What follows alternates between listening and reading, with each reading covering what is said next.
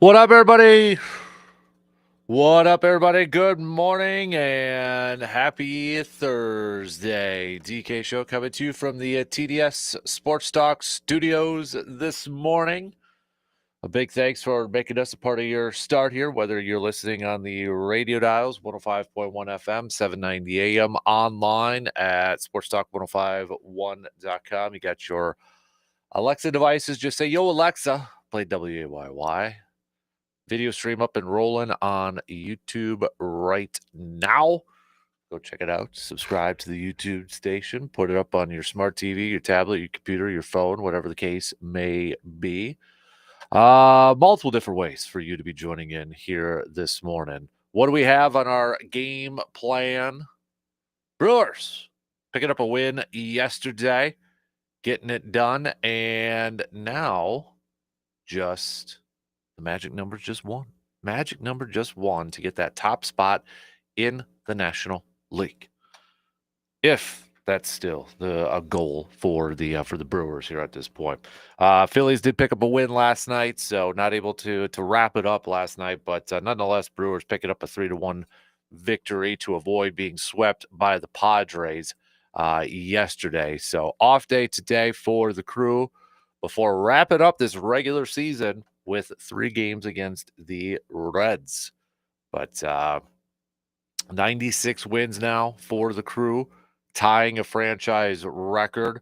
One more win. Maybe I almost feel like there's just, I don't know if this is the case for everybody or majority or thing, but I almost just kind of talking to people and such, I almost feel like they just want the one more win to break the franchise record for the most wins in a regular season. And if we get top seed, we get top seed. That's just kind of maybe a little added extra on there. I don't know. I get the sense sometimes maybe that's the most important thing. Let's just get one more so we can break that record, break that franchise record. Come on, gotta get it.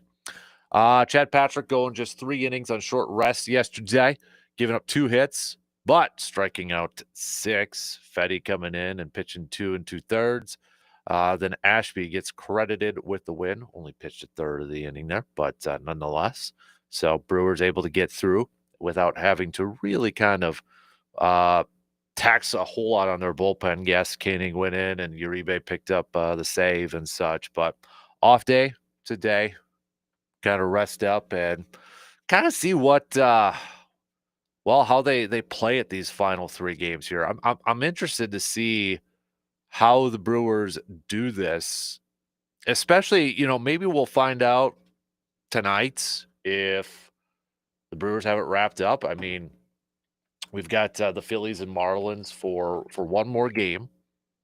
One more game tonight at 5:05 before the Phillies wrap up their season with 3 games against the Twins. But let's say the Marlins win tonight and the Brewers lock it up with the top seed. How much does it change for these final 3 games in terms of pitching usage? Maybe getting some guys a little R&R before the postseason. Do you want them to play as much to just kind of keep that momentum going here? You're Pat Murphy. Okay, put yourself in the shoes of Pat Murphy. How are you playing these final 3? And you got a couple different scenarios here, right? What if the Marlins win tonight and you wrap up that one? You still try to get the one more to break the records. Okay, Phillies do win tonight. Do you still try to get the one more to get that top spot? How do you manage these final 3 games also with a bigger picture in mind for the postseason? How much rest, how much off days do you give some of your position players? Or maybe you want them to still be in that lineup, maybe for some shorter games, just so they don't have any quote unquote rest. And they're kind of ready to go here. Priester, we know, is going to go tomorrow night for the Brewers. Would have to imagine he's probably going to be game 2 in the postseason, whenever that's going to be here for the Crew, depending on the Woodruff and the Quintana injury situations and such. So how do you, if you're Pat Murphy, how are you managing these final 3 games with all these different scenarios in play? If you have any thoughts, let me know. All right, hit me up with a quick text on that Shoe Doctors bullpen line at 715-830-1912. Or you can comment on the video stream as well. So on YouTube. We'll talk a little green and gold here as we get set for the matchup against the Dallas Cowboys on Sunday night. What are some of your keys to victory for this game? When you look at it, when you see this matchup, you've been hearing all the stats, the numbers, the rankings, the injury reports, et cetera, et cetera, et cetera. What are some of the biggest keys to victory for the Packers in your opinion? All right. I want to hear from you. Packers yesterday at practice, and by the way, it was I believe it was Schefter who was first to report it. Zach Tom ain't playing this weekend, which probably isn't a big surprise, especially with the bye week coming up afterwards. So he didn't practice. Aaron Banks didn't practice, and Javon Bullard didn't practice. If you're looking at the injury report for the Packers, yeah, there's a laundry list of names on there, but look at the designations. So the only ones who were DNPs were Aaron Banks, Zach Tom, and Javon Bullard. Everybody else was either listed as full, like a Jordan Love or a Bo Melton, or limited. Maybe one to kind of watch is Tucker Kraft, not only with the knee, but now he's got elbow listed on there. But maybe some good news. Devontae Wyatt did participate in a limited fashion. So Rasheed Walker, though, showing up on the injury report, too, with a quadricep limited participant.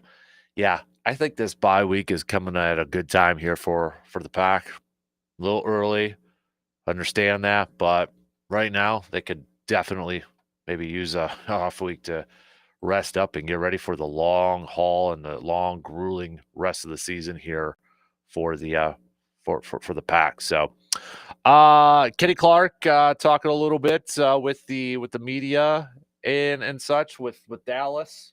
Obviously, everybody's talking about Micah Parsons returning to Dallas, going up against his former team. But, on the other side, you have Kenny Clark, who has been with the Packers for many years, got 3 contracts with the Packers. He's going up against his former team. Was talking and said that was probably the most shocked I've ever been in my life. Of course, I heard the rumors that the Packers were going to trade for Micah and all that stuff, but I never thought it was going to be me that was going to be traded. It is what it is. When he was asked if, meet up with former teammates before or after the game, when it's game time, I'm in the game. If those guys want to come up, I ain't seeking it out. It's all love, and they know it's all love. After the game or before the game, we can do that, but I ain't seeking out for nothing. I'm trying to win the game. I'm here to win. I'm going to play my butt off and do everything I can for us to get a win. And you look at Kenny Clark, actually, in the season he is having for Dallas, he does lead the Cowboys in pressures. Does lead the Cowboys in pressures this year. So, but as we know, Tyler Booker, DNP, probably not going to play this weekend for the Cowboys. CeeDee Lamb, not going to play this weekend for the Cowboys. It sounds like maybe another one to watch. Trayvon Diggs was a DNP for the Cowboys on the injury report yesterday. So, all right. So we'll talk some green and gold here this morning. It is a Thursday, so give me your bold sports takes statements where you would argue a polite, respectful argument, debates. Am I wrong? Am I wrong with this? That's what we call the segment. Am I wrong? So give me your bold, respectful sports opinions, takes, thoughts that you really believe to be truthful, and you would debate about it. Let's have a little fun with this too. Okay. So send those on over, text it again, or hit us up on the video streams. Also, send us your fantasy football lineup questions. Fantasy football expert Eric Balkman will be joining us again just past 9 o'clock this morning. So let Eric help you set your lineups for week 4 of the NFL season that officially kicks off tonight. Can you believe it? We're already getting to the conclusion of the first quarter of the season, for crying out loud. But if you need some help with your lineups, send those questions on over, and we'll ask Eric when he hops on in a couple hours from now at about 9:05. Before Eric, though, Jake Bolks, DNR warden, will be joining us. So if you have any hunting questions, you have any maybe some fishing questions, any outdoor related questions that a DNR warden can help you answer, send those to us now so we can get that to Jake. That'll be at about 8:30 this morning when we catch up with Jake. So let's so we got that. We've got Balkman, we got Brewers, we got Packers, bunch of different things to hit up here this morning, shall we? So let's pitter patter. Let's get at her. All right. We'll take our first break and then the lead off. We'll talk some Brewers. Put yourself in the shoes of one Patrick Murphy. How do you manage these final 3 games with all the variable scenarios out there? One scenario, Marlins win tonight. You got the top seed locked up. How do you manage these last 3? Does it change? If the Phillies win tonight and you still got to win one more, how valuable do you think that top spot is for the National League? The 1 or 2 seed. We know you're going to have home field throughout. But are you confident maybe going on the road to Philly for an NLCS? How do you manage these final 3 games, knowing also, too, that you've been dealing with some injuries? How much do you kind of maybe want to push that envelope here? Because I've been hearing some people say, man, rather have the 2 seed to avoid maybe playing the Cubs or Padres. Rather take our chances potentially going up against the Dodgers or whoever the 6 seed is if they could upset the Dodgers. How would you play this? Odds are, I think maybe, in the Final 4 for the Phillies, would they just lose one more? I would think the odds would say that, but you never say never, right? How do you do it? How do you play it? All right, let's take a quick break, and the leadoff will commence with some baseball talk, some Brewers talk coming up after these words.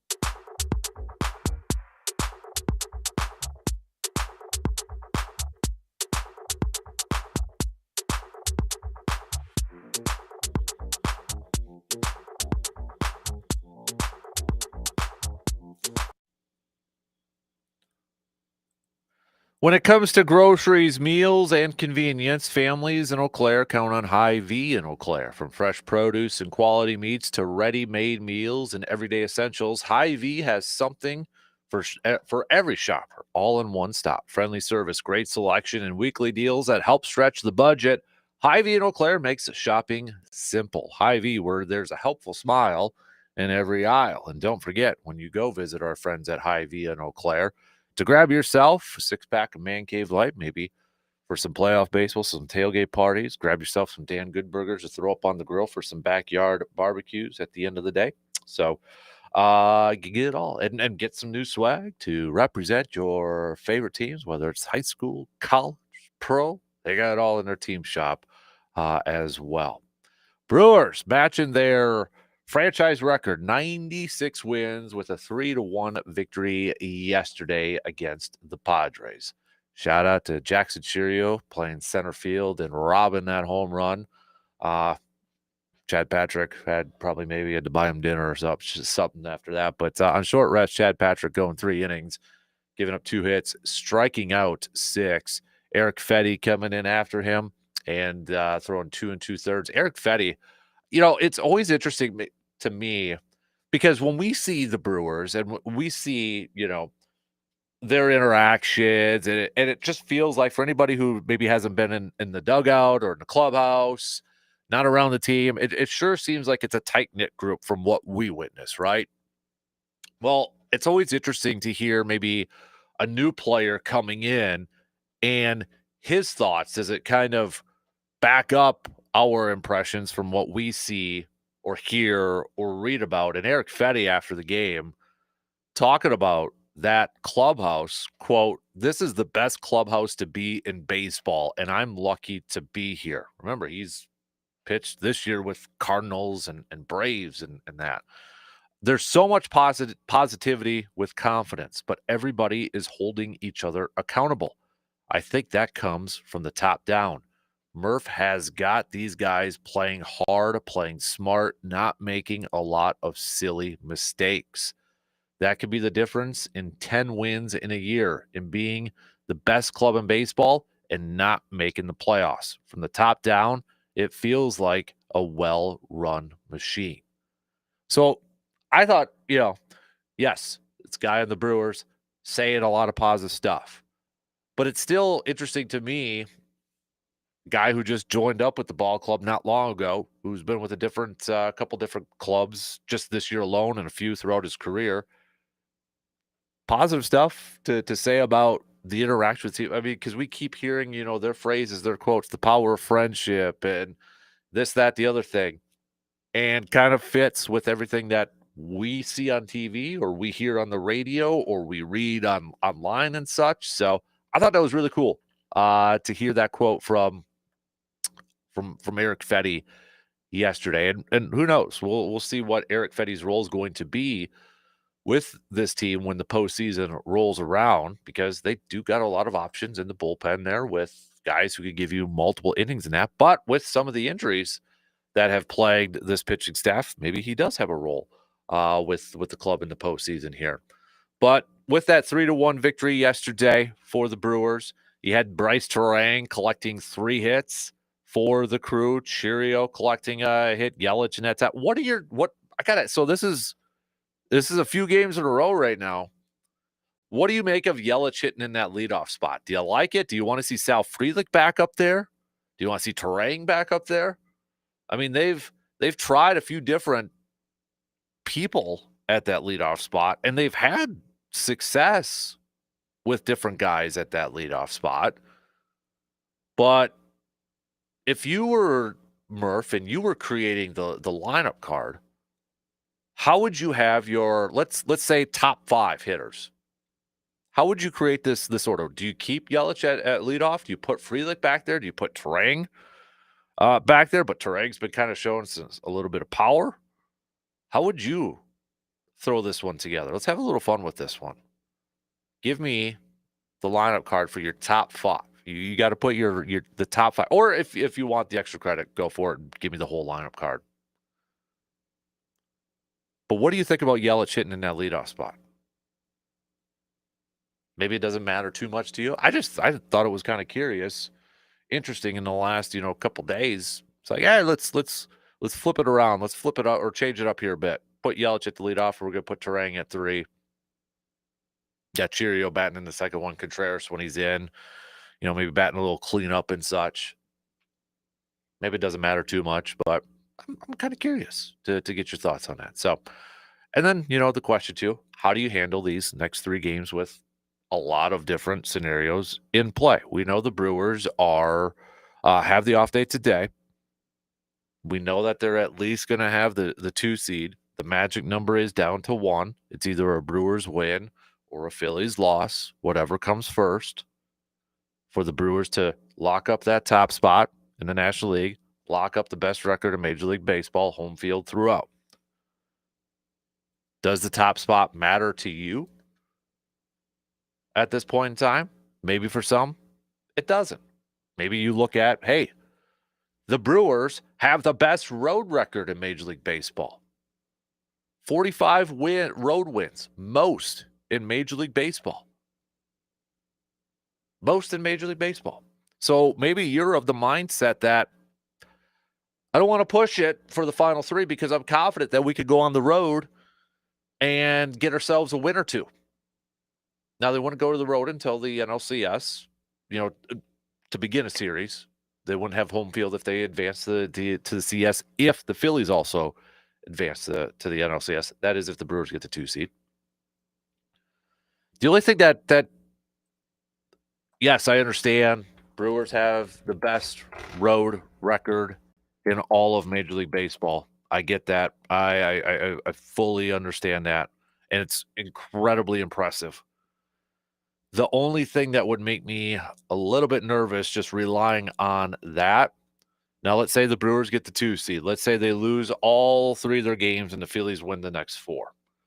The only thing that would concern me about going on the road is then you would potentially have to go to the Phillies, who have the best home record.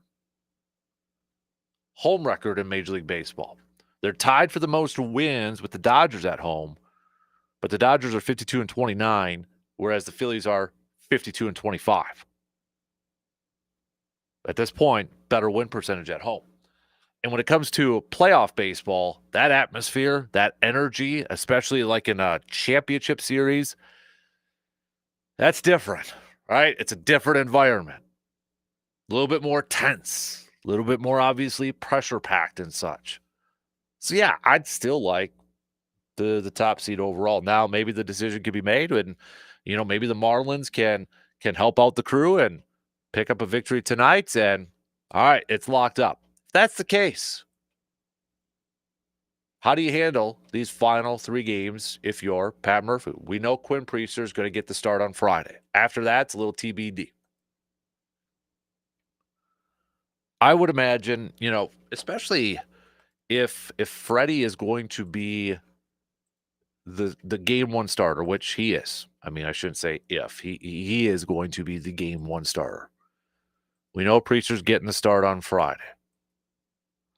Final game of the regular season coming up on Sunday.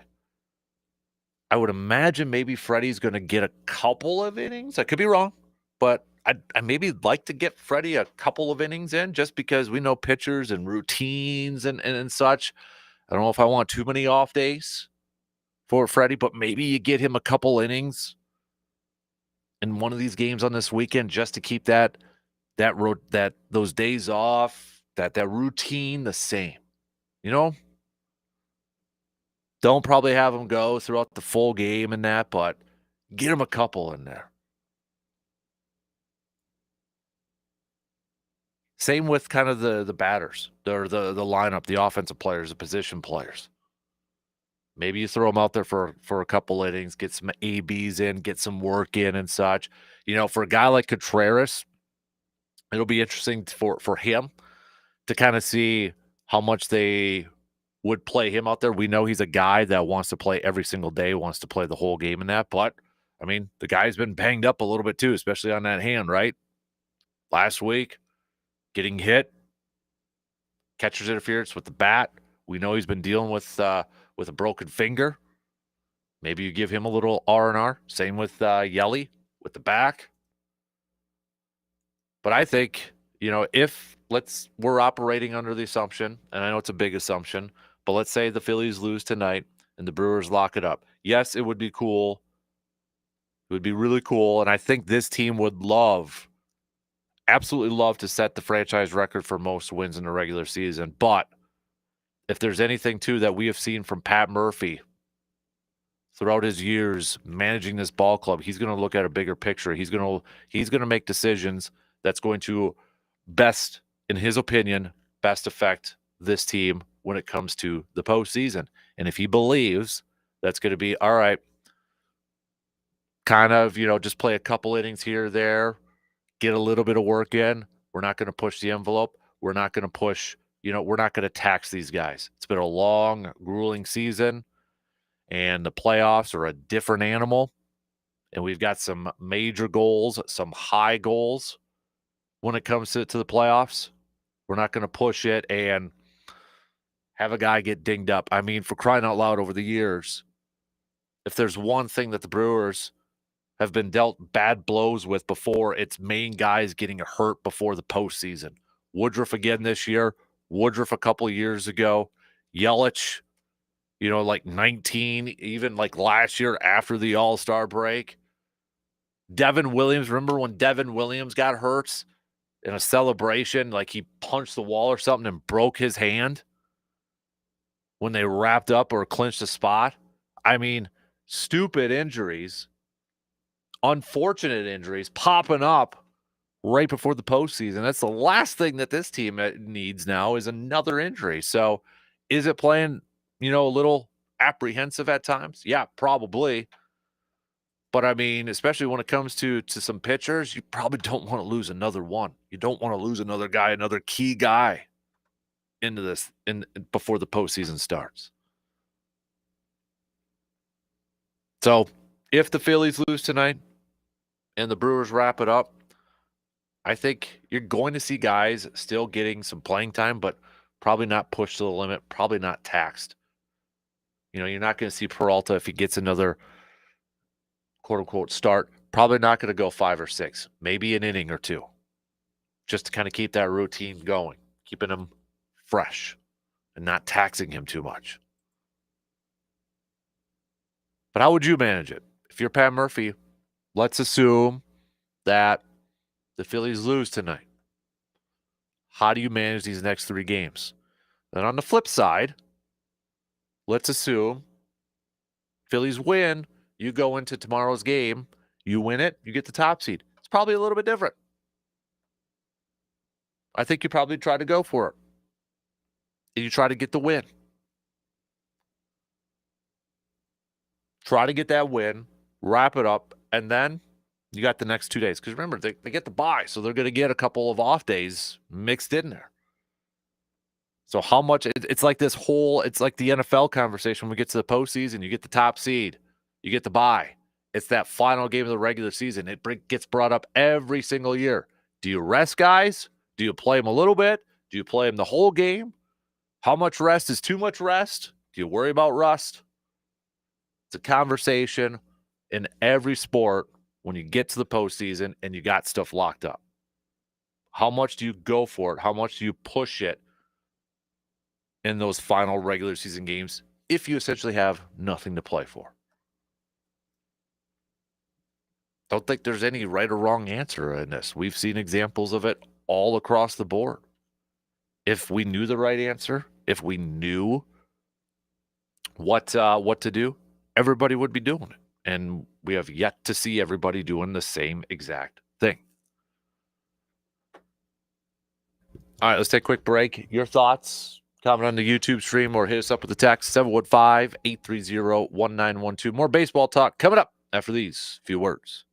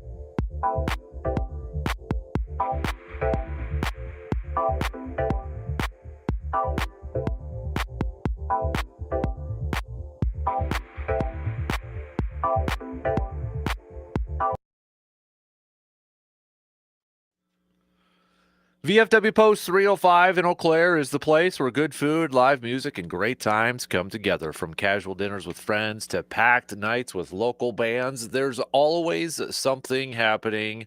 The VFW Post 305 kitchen serves up some awesome meals. The drinks are cold. The atmosphere is welcoming.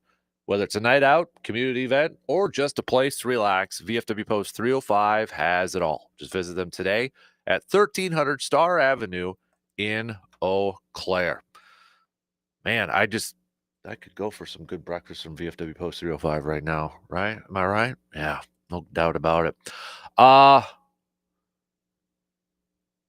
Got this Tim, it looks like, texting in here. I think if it's wrapped up, it ends up looking like late spring training games. Your main guys start, but some of your reserves are coming in by the fourth inning. That way, a lot of guys are getting ABs while also getting some rest for the guys. I do think it's important that they get the top spot overall. Last, I think, is that last reps are huge. You can't walk it off as an away way too late. Yeah. Yeah. I get what you're saying now too. Yeah. So I agree. I mean, I do think the top spot is is important. I do think it's the top spot in the National League is important for the Brewers too, because yes, they have the best record in Major League Baseball on the road. I get that. I understand that. But if you do have to go on the road in the NLCS, you'd be going against the team that has the best home record as of right now in Major League Baseball, which would be the Phillies. If all the favorites, if it goes chalk in the postseason, you'd be going to the best home team. And with it being a championship series in the postseason, I think that's the difference in this whole thing. And let's not forget, too, the Brewers are right behind them for having the best home record. They're 51-27 at home, the Brewers, whereas the Phillies are 52-25. So the Brewers are also pretty dang good at home. So while they're really good on the road, best in Major League Baseball, they're also dang good at home. And if it's a little bit of a difference, a little bit of an edge to win that series, and that little bit of an edge is playing more games at home, I want it.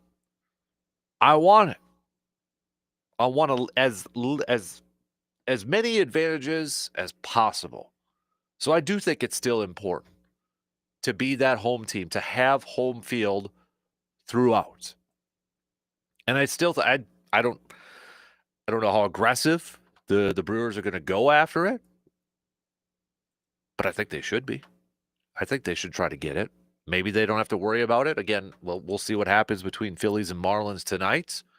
But if the Phillies do win, I think the Brewers have to go in with the mindset tomorrow. Let's win this game. Let's wrap it up. And then we can kind of manage the next two games. I'm sure it's probably a personal goal. Again, this team probably really wants to break that record, franchise record for most wins in a regular season. Why wouldn't they?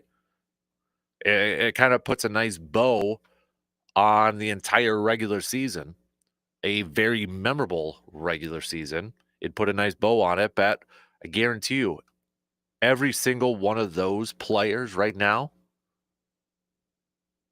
they want more. They've got bigger goals in mind. It's not setting the franchise record for most wins in a regular season. It's doing something special in the postseason. That's the ultimate goal. Because a lot of these guys,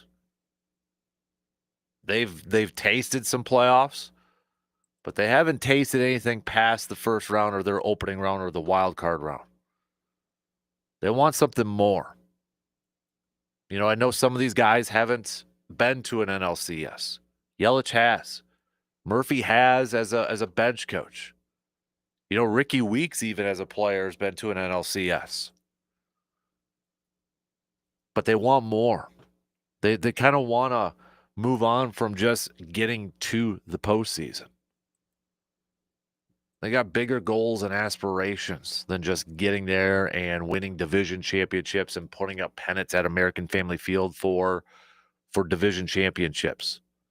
They want to compete for the ultimate prize. And any type of advantage you can get, especially too, like if you are a little bit banged up with some pitchers, I'd rather have you be at home. And when I look at road records for some of these teams in the National League, and I see the Phillies are just 41-40 on the road. Dodgers are 37-40 on the road. Padres are 38-43 on the road. Mets right now, 32-45.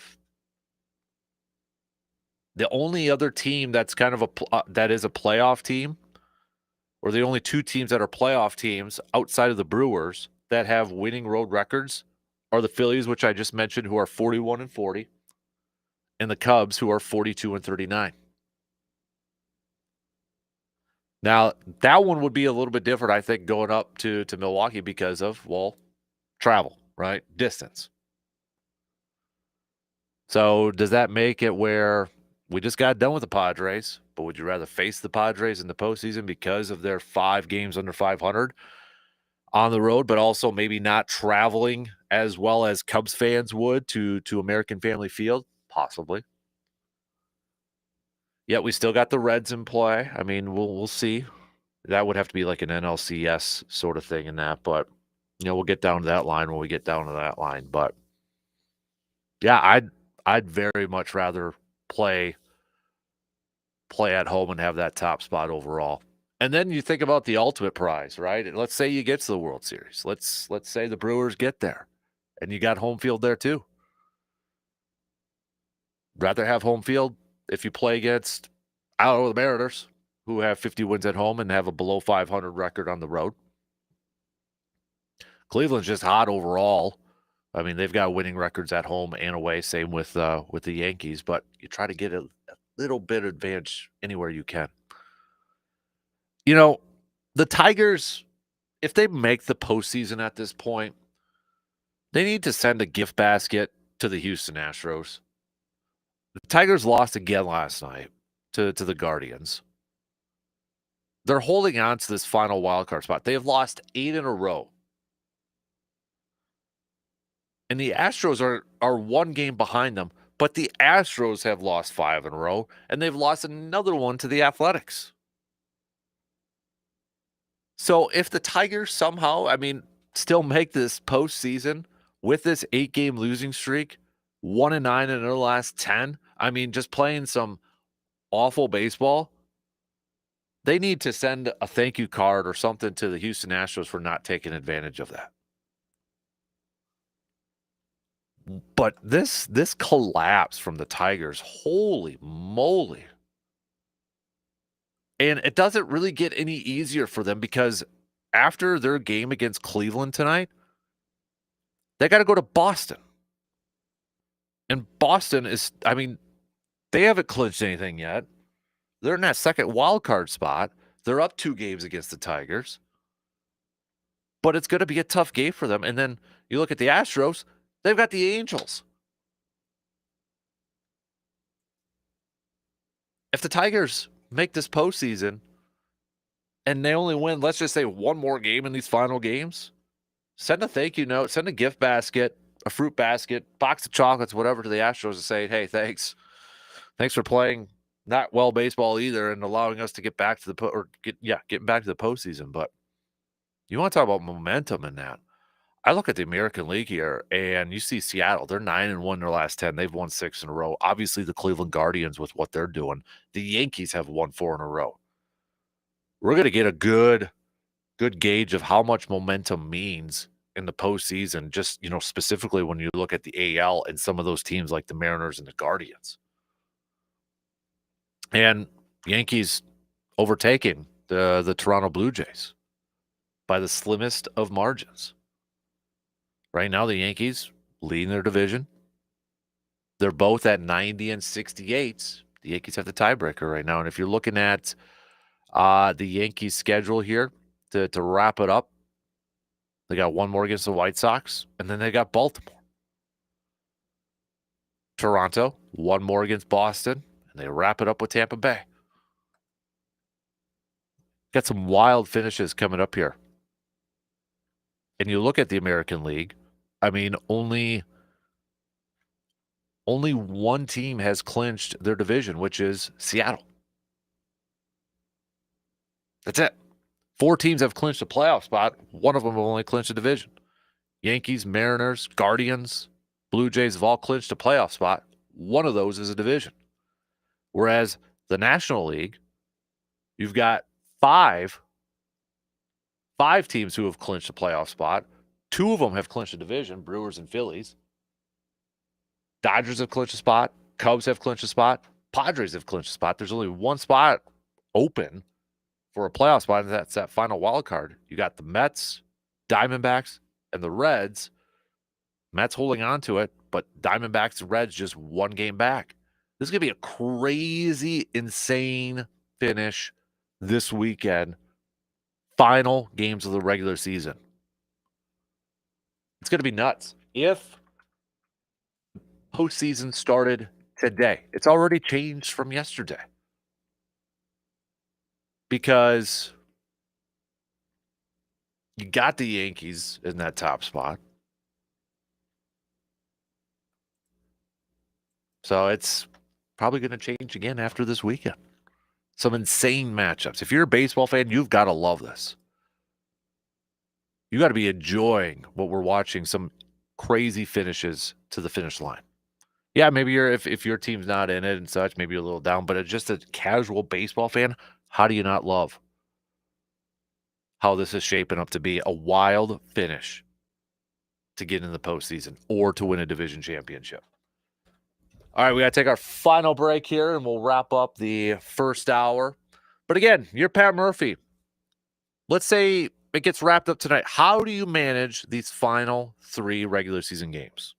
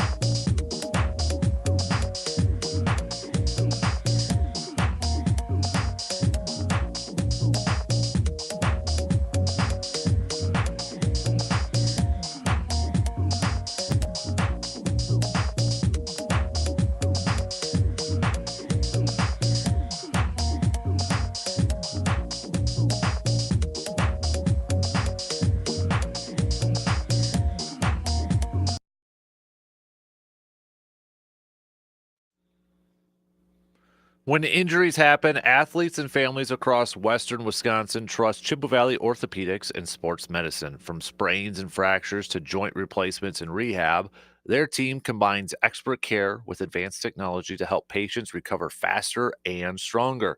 With decades of experience and a focus on personalized treatment, Chippewa Valley Orthopedics and Sports Medicine keeps the Chippewa Valley moving. Chippewa Valley Orthopedics and Sports Medicine, trusted care for every step of the way.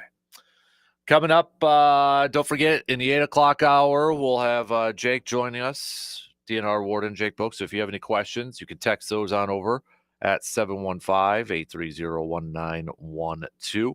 Also, right after him, then to begin the 9 o'clock hour, our fantasy football expert Eric Balkman will be hopping on and joining the program to answer your fantasy football lineup questions, with Week 4 officially beginning tonight.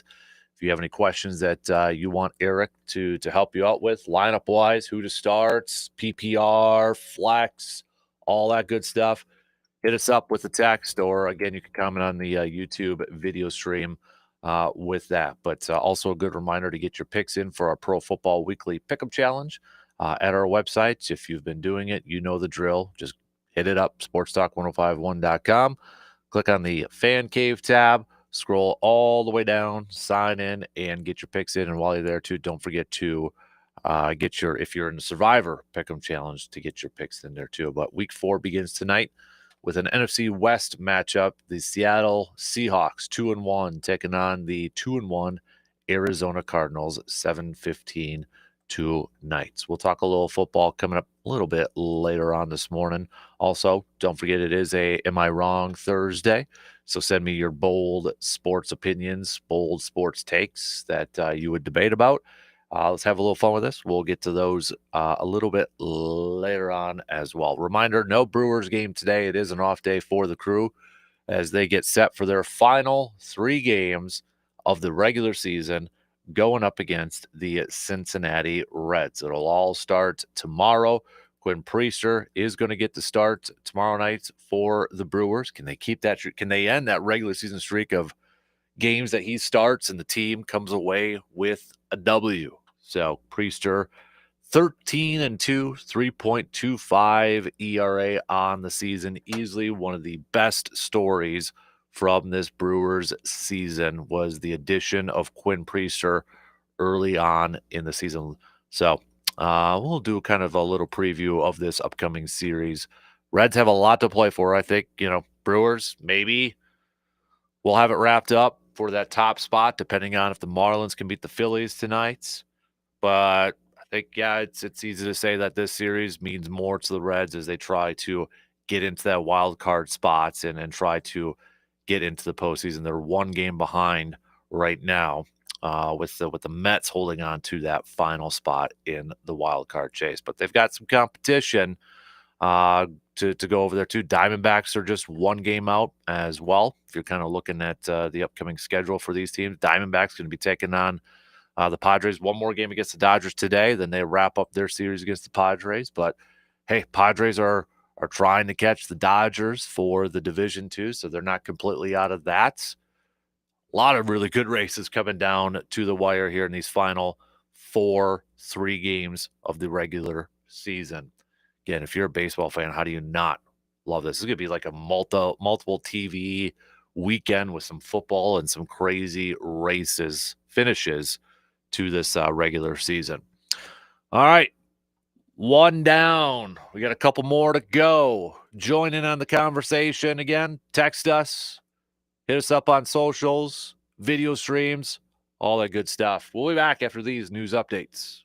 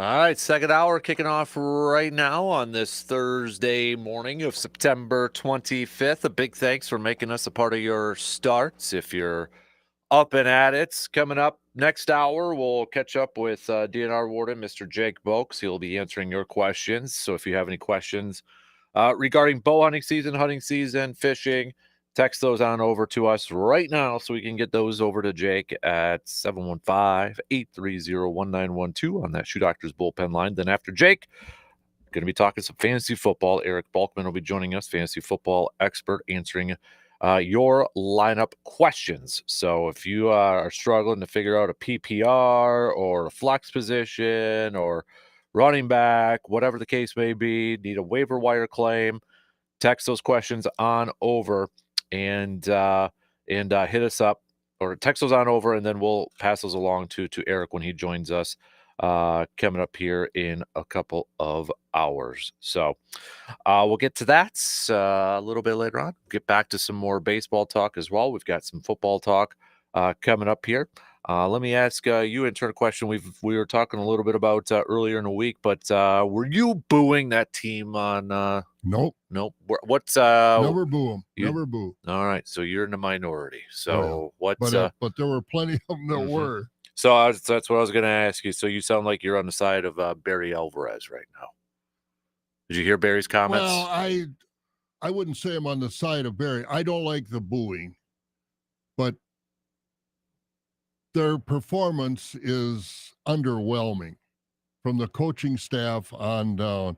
There are a couple of things. I sit across the field where my seats are from the Badger bench. I'm behind the visitors bench, so I've got a face-on look at the Badger bench. And I've never seen a coach like this guy. First of all, somebody's got to tell him Badger colors are red and white, not black and white. And why he won't wear red, I don't know. I mean, I don't know what his mission is wearing black and white.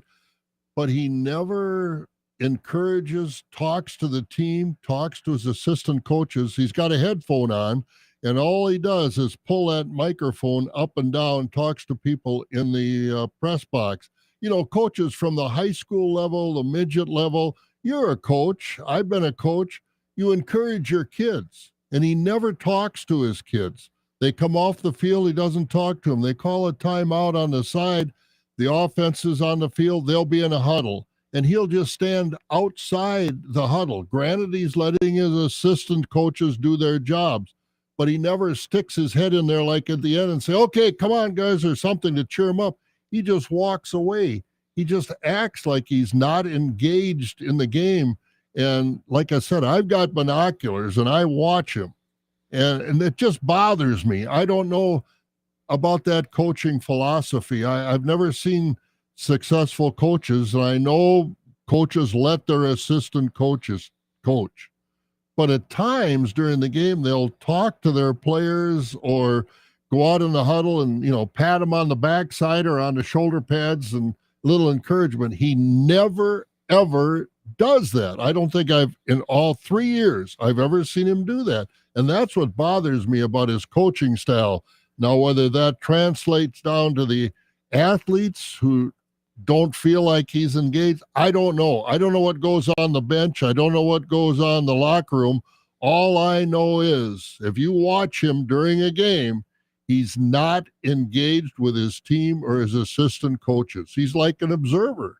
So going back to, you don't have a problem with the booing, but you just don't do it yourself, right? Oh, I don't like the booing. Oh, you don't like the booing? I don't like the booing. No, these are kids. I mean, they're different than they used to be because, they're getting paid and they're, nothing wrong with that. I mean, they're providing a lot of money to the university, but still in all, they're, I was going to say 19, 20, 21-year-old kids. Well, now some of them are 25 and 26, but I don't like the booing. I don't do it, and I don't like it. Was it, so we saw a lot of pictures. Was it pretty empty by the fourth quarter? Oh, by the time the game was over, you couldn't fill the stands at Memorial High School and North High School's new fields wouldn't have been full. Wow. It was a show of, I don't want to say non-support, but non-likability of the current product that's on the field. Mm-hmm. I mean, it was a pretty strong showing. Mm-hmm. The way people were leaving. I mean, anybody wondering if this is going to be end? I mean, the buyout would be the second highest buyout ever from a head coach getting fired. I don't think that's going to happen. Yeah, it's a little over $25 million for a buyout. I don't think anybody's touching Jimbo Fisher's record for a while. That was $75 million. No, but I don't think I'd be really, really surprised if they fire him. So another year at least of a Luke Fickell of a Luke Fickell era. And it's going to be interesting. Or if you're Luke Fickell, do you even want to go through another year? Well, that's a question. That's a different question completely. Mm-hmm. And I don't know what his, like I say, watching him on the sidelines, I don't see any enthusiasm. Now, Paul Chryst didn't jump up and down, but he would talk to his team and talk to his players, and this guy doesn't do that. So I'm not sure what his level of enthusiasm is. I don't know why he can't recruit. The thing is, you watch that game and you got three. I mean, talk about problems with offensive lines in football in this state, Packers and Badgers. But, you got this quarterback, O'Neal. He's about 5 foot. I don't think he's 5'10". I think he's about 5'9". He can't see the middle of the field because of the linemen on both sides are so tall. He can't see the middle of the field, and he's missing tight ends are open over the middle. You look at him, he's throwing every ball either way long down the field or he's throwing it off to the side. He's not engaging the tight ends, 6-7 yards down the field. That makes a big difference in your drive. So then he brought this other kid in. Granted, the game was over, and he threw a touchdown right down the middle. So I don't know where we're going with the quarterback situation, but I don't think you can put O'Neal back in there. And the kid that started the game, the starting quarterback that was a Maryland transfer, I think he kind of hurt himself on the one play he was in there. So from the start, it didn't look good. And where they go from here after this bye, I don't know. If you put this poor kid in there that came in to play the last part of the game, his first start is going to be at the big house in Michigan. Wow. Mm-hmm. That's a tough job. So, I mean, the line to open up the season was at 4.5 wins. You think that's under right now? Where do you see? I mean, you look at the schedule. 10. 2-10. No more wins then. I don't see any more wins. Not with the current structure of this. And like I say, 3 redshirt freshman linemen. This is the Big Ten. This is not the MAC or anything like that. This is the Big Ten. You're playing against grown men on the defensive lines. And so they're just not there yet. Now, next year, these guys are probably going to grow into be pretty good offensive linemen. But this year, and they've had injuries, just like the Packers are suffering some injuries on the offensive line. It's, there are some extenuating circumstances. I don't want to make excuses because this team is not good in spite of the fact that they have pretty good recruiting classes the last few years. Why that's not translating into performance on the field, I don't know. Is it coaching during the off season, the practices, the game plans, the scheming, the reaction to what's going on in the field during the game? There's just a lot of questions to ask, and I don't know if they're being asked to Fickell. Mm-hmm. Yeah, kind of a weird weekend in the Big Ten with Indiana dominating Illinois. I mean, any questions about Indiana, I guess, was last year a fluke. Maybe that kind of answered it a little bit this year. So, man, I was watching part of that game and I turned it off, and I saw the final score and I was flabbergasted. Mm-hmm. Yeah, I don't think anybody. I mean, Indiana was favored, but holy.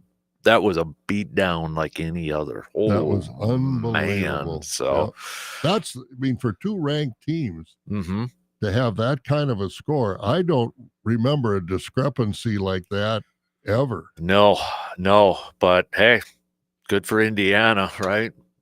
Good for them. That was very, very impressive. So, yes, it was. I can't wait. Coach has turned that around in just a year or two. Last year he went to the final playoffs, and he's brought in a lot of kids. Last year, he had a transfer starting offensive lineman from Wisconsin at right tackle. So he's brought in a lot of players. Why we can't recruit to Madison and that school and that stadium with a new facility they're building there right next to the station, right next to the stadium. It's a beautiful facility from the outside as they construct it. You see it every week advancing. Why they can't recruit, I don't know. Mm-hmm. Especially a quarterback. Yeah, I don't know if, not to overlook Iowa, but that Oregon game coming up here in a few weeks for Indiana, that's going to look like a spicy one. Then if they somehow win that one, Penn State towards the end of the year, that could be a good one too. So yeah, last year Indiana had a really, really soft schedule. This year they've got a few more challenges, but I thought Illinois was going to be a challenge, so we'll wait and see. Yeah. Then I mean, yeah, kind of crazy how this Big Ten season so far is shaping up to be. It really is. But should be another good weekend of college football coming up when you look at, I mean, now that USC-Illinois game's a little bit more interesting because, I mean, Illinois fell barely staying into the top 25. Oh, they're still, I haven't seen the rating. They're still there. Huh? But they dropped from 9 to 23 in the latest rankings. So, I mean, that's quite the free fall. But again, you get dominated like that. What do you expect? They fell 14 spots. Obviously the biggest drop in Indiana moved up 8 spots in the latest rankings to just outside the top 10. So I'm surprised they're not in the top 10. That's a whooping. At Ohio State's the top, all the Big Ten teams. Ohio State obviously number 1, Penn State number 3, Oregon 6, Indiana 11. You've got Michigan 19, USC 21, Illinois 23. So, all right. Tell you what, let's take a quick break. We've got more baseball talk coming up here. Looking at these final 3 games of the regular season here for the Brewers. If you're Pat Murphy, how do you manage it? How do you got a first round bye locked up, but don't know about the top seed yet. Might be decided tonight if the Phillies lose. The Brewers get the number 1 overall seed. But with the team a little bit banged up, how do you manage these final 3 games of the regular season if you are Pat Murphy? We'll talk about that coming up after these quick words.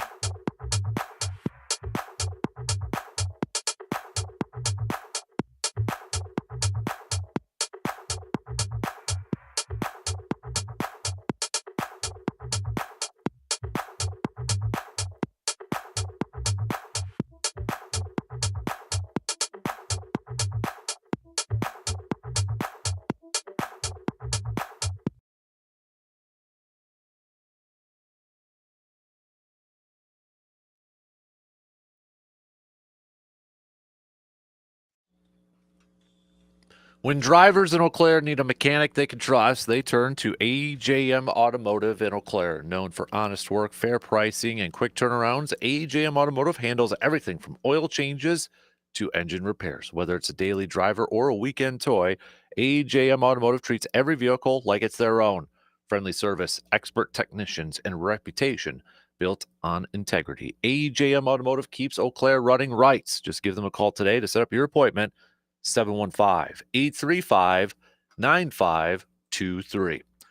Brewers with their win yesterday, lowering that magic number to clinch the top spot in the National League and the best record overall in Major League Baseball at just 1. They've also tied the franchise record with 96 wins. Off day today for the Brewers, but they could still make some movements and maybe still clinch that top spot in the National League if the Marlins take down the Phillies tonight. But how do you manage these final few games if you are the Brewers? How do you manage these final few games, final 3 games? And there's different scenarios in play here, obviously. But, with the pitching staff that has been banged up a little bit, how do you manage it? C-Bomb says, I don't want the Brewers to throttle back. Yes, Murph should get guys rest if they are dinged. Yes, he should set up his rotation to make sure arms are healthy, but they are not playing their best baseball. 5-5 in their last 10. Since their winning streak, they have not been the same. I would hate to see multiple days off and then come out flat in the playoffs. So, again, different scenarios in play. Does it change regarding the outcome of tonight's game? Possibly, between Phillies and the Marlins and that. But let's assume one way or the other. Let's assume on one hand that the Phillies lose tonight, Brewers get the top spot. Let's assume that the Phillies do win tonight, extends it out. Got Quinn Priester on the mound tomorrow for the Brewers. How do you manage these next 3 games? As Tim said earlier, do like a little spring training where some guys get a couple at bats and then you set them down and such. We know we got the bye in the first round, so they're going to have some built-in couple days. But how do you handle, if you're Pat Murphy, how do you manage these next few days, intern? I don't think he knows exactly yet because you just laid out an awful lot of scenarios. Mm-hmm. What happens with the Phillies tonight? If the Phillies lose tonight, I think his decisions are a whole lot easier to make. If the Phillies win, then I think he puts all his eggs in the Priester basket and goes all out to win that game. I don't think you can look at anybody else but the Marlins. Correct me if I'm wrong. They have not been eliminated yet, have they? I'll double check, but as of yesterday, they were not eliminated yet. So I think they're going to go, full speed ahead to try to win this game tonight. So I don't think, if you ask Pat Murphy that question right now, I don't think he'll give you an answer, but I don't think he really can. If I was a manager, I'd say, I don't know. Yeah, they're not eliminated yet, but I don't think they can lose another one right now with just 4 games left to go for them. So their back is to the wall. They've got to win. Cincinnati is still alive, but I don't think you can worry about Cincinnati. You worry about yourself. If the Phillies lose, then I think you give Priester and just move on. You can't worry about that. You've got to set it up for your team. You can't worry what the teams that are in the hunt behind Cincinnati or with Cincinnati would say if, I'm not going to say lay down, but if you rested some of your players, if you've got this all under control, best record in the National League. So at this point, I don't think Murphy can give you an answer. No, yeah, and and it's a cool thing, and I'm sure the team would love to do it. I don't think setting the franchise record for regular season wins is probably the number one thing on their mind right now. No. They've got bigger goals and such. Again, I'm sure they would love to kind of leave that mark on put a little nice bow tie on this awesome regular season, but they don't. That's probably not at the forefront of any. That's not going to alter any decisions from Pat Murphy and the staff, and I would hope it doesn't. Again, it's a cool thing, it's an awesome thing to say, but I would hope that's not the ultimate driver in these decisions, and I No. don't think it is either. I So don't think it's in the top 5. no, and I'm sure some fans will be a little disappointed if they don't, but at the same time, then you look at it as like, well, I don't want to lose 3 in a row heading into the postseason. Well, that's a little different, and I think you kind of have to see how the style of the games go. You know what I mean? Like, do they leave Priester out there for 7 innings and they're trying to win those games, or are they just, throwing guys in to eat up games and kind of get through So this what sort if of they thing? lose 3 in a row?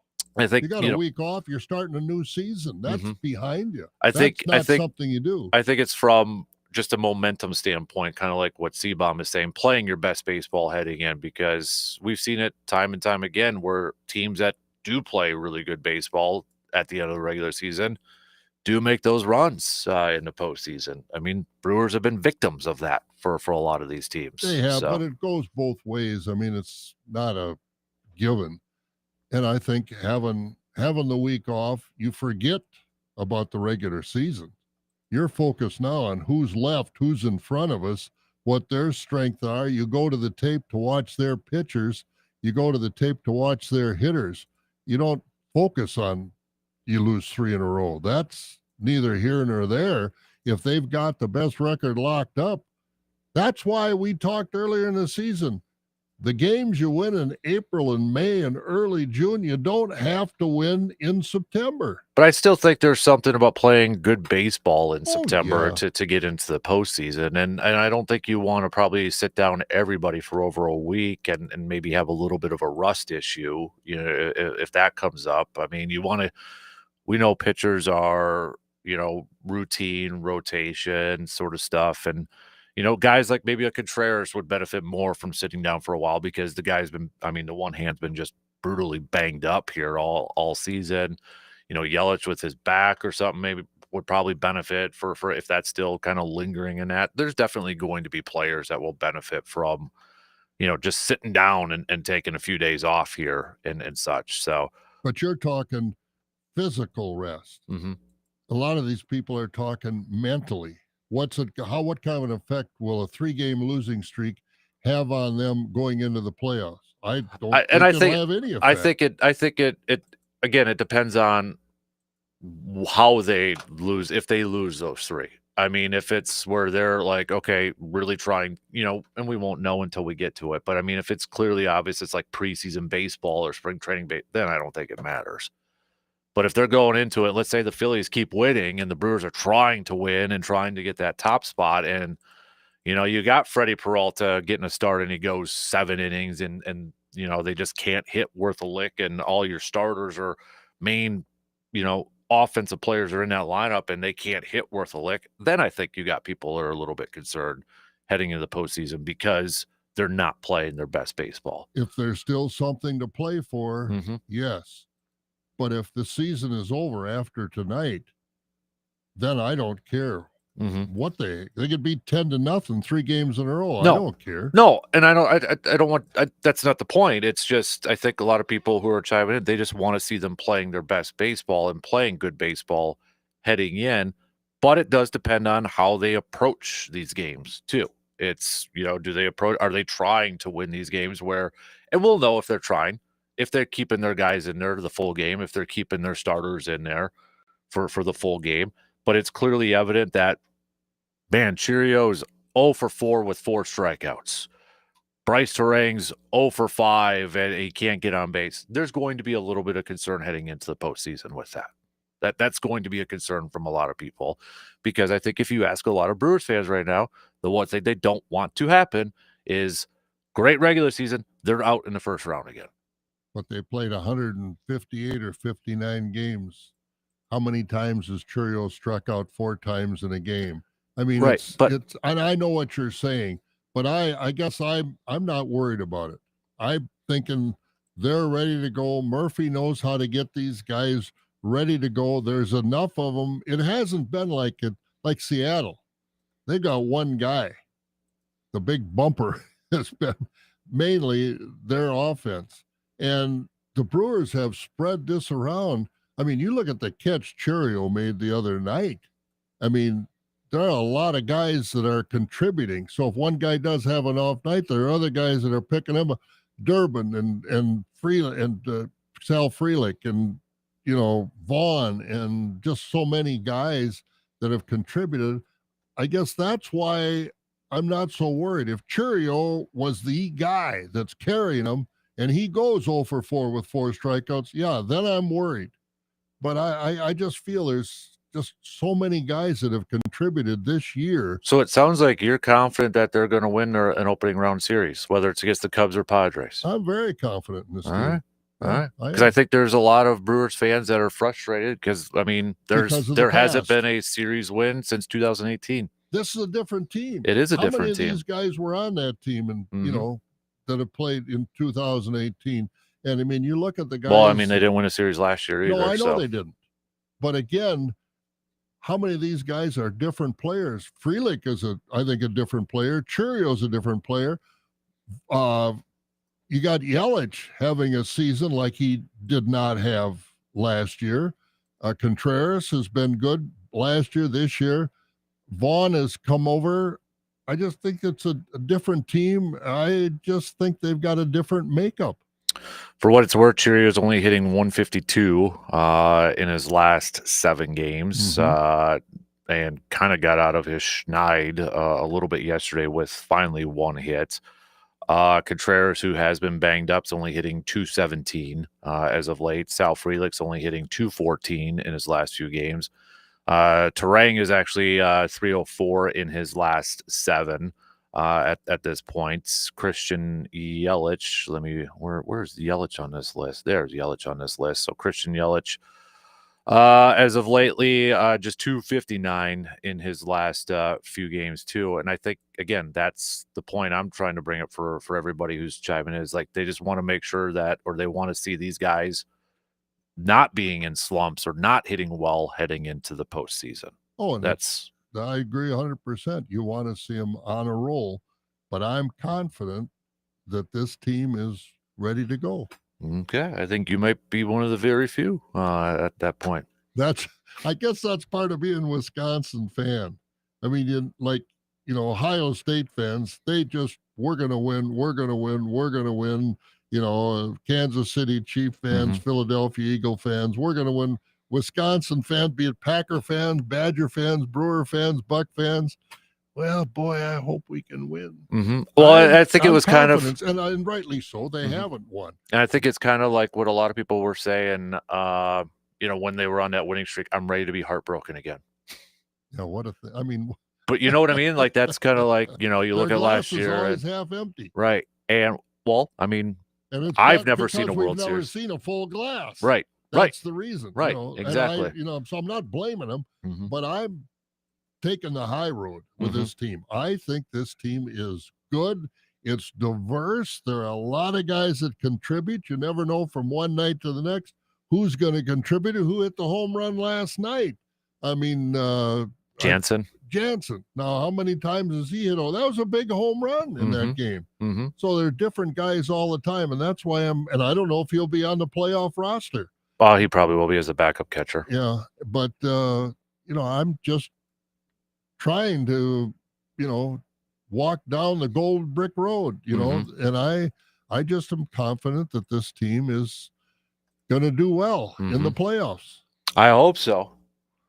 Maybe I'm still burned from last year, like a lot of people. But well, I'm not happy with what happened last year either. But and Woodruff, that's a shame. That really. And I think that's the other part too. I mean, we were talking a little bit yesterday, and a lot of people are like, are the Brewers the cursed team before the playoffs where guys get hurt right before? Yeah, it's been unfortunate. But look at this. I was thinking when that's the worst thing you hear is Woodruff not being available, not being 100% because he's a difference maker, no question. But is he due for a contract? Yeah. What's this going to do for his contract value? I mean, Corbin Burns signed this big deal with Arizona, and he's not any help, obviously. And will he be next year even? I don't know. But Woodruff, this is costing him a lot of money. I mean, is he going to re-sign with the Brewers at a cut rate? I don't know. Yeah, I don't know either, too. And it's kind of been quiet. I haven't really. I was just looking earlier this morning for some updates and such, and nothing really out there of significance. So, well, what can his agent do? He can't go. No, to I'm these talking other about teams. if he could return for the postseason. Oh, I see. That's what I Okay, was okay. trying to Yeah, look I up. hope he can. I don't know what his injury is. Is it a recurrence of the same problem? It's essentially what Trevor McGill's been going through. It's a lat strain in his throwing shoulder. So, but they're hopeful. I mean, Trevor McGill's been out for a while. If that gives you any idea, they're hopeful McGill can get some time in on Sunday and be ready for the postseason. So, but I hope so. We need all the arms we can get because without Woodruff, because I thought he was the X factor here towards the end of the season. You know, they did so well early in the season. As I said, games you win in April and May and early June, you don't have to win in September. They never let any 5-run leads in the 9th inning get away and lose games like that. And so since that winning streak, they've been probably on cruise control, and you can't hardly blame them. And I think this team is ready to go. I just have a lot of high hopes for the playoffs. And I think they've got the right mindset heading into the postseason. You know, I mean, especially like when we played the Yelich clip last week, and I think they're ready and focused, and it's very hard. Like, I'm a believer in momentum when it comes into postseason and such, but it's very hard to kind of gauge baseball compared to other sports when you get to the postseason, right? I mean, when we talk about a football game or a basketball game, I mean, baseball, could be one pitch that makes a difference. It could be one error that makes the difference. Pitch to Pete Alonso last year. And I mean, that's why it's so hard for me to kind of get a grasp. And I mean, I think for a lot of people to kind of predict baseball, right? Because one little thing could make all the difference. I mean, you go back to 18 in that game 7. Was it Bellinger or was it Taylor who caught that ball in center field where he could just feel the deflating, when I think it was a Yelich hit. And it was like, that was probably the difference in that whole game, where it just deflated everything. One play can make that whole difference. There's no question about it. And everything is magnified in the playoffs. But you look, Arizona a couple of years ago got hot, beat the Brewers right away, went on, didn't win at all. But Nationals against the Brewers. Soto was one of his first years in the league. I mean, it can happen, but hopefully Mets making that run, at the end of the season last year, they get in and hopefully the Brewers can make their run, because they swept the Dodgers. They played well against San Diego. San Diego's got a tough lineup, so I was glad they won that last game. But there's no reason the Brewers can't be the team of destiny this year. No reason at all. And I do think there is a little bit of a euchre factor where a lot of people are really hoping, just to be real. There's that in the mindset, like, okay, we got to do this for euchre. And okay, for a glass half empty approach here, I think if the Brewers do have a short playoff run, there's going to be a lot of heartbroken Brewers fans after this year. I will be, because like I said, I'm really looking forward to this team in the playoffs doing some damage. And if they don't, and I'm not saying they aren't, but if they don't, there's going to be especially if it's an early one, because there's going to be a lot of talk again about, and probably more from the national side, that style can't work in the postseason. It's going to pop up. Oh, I'm sure if they don't win, there's always going to be somebody saying it's going to be like the Oakland A's with their money ball. That style doesn't work in the postseason. But again, if the pitching holds up, if Contreras' hand doesn't get better, if Yelich's back starts barking, and all of a sudden Terang can't hit a wiffle ball, let alone a major league pitch, Churio doesn't get a little better. Yeah, there are things that got to change, but I'm But you can't confident. predict that. No, That's the no, thing is, exactly. yeah, you can't predict that stuff. So, No. I mean, I understand. I These understand. guys know where they're at. Yeah, like I understand the concern that a lot of people are chiming in with about, too much rest and rust and all that. But baseball to me is a little bit different in a lot of that aspects. Yes, I'm a big believer in momentum in that. But I think with this Brewers team and some of the injuries that they've gone, I think maybe rest would benefit them more.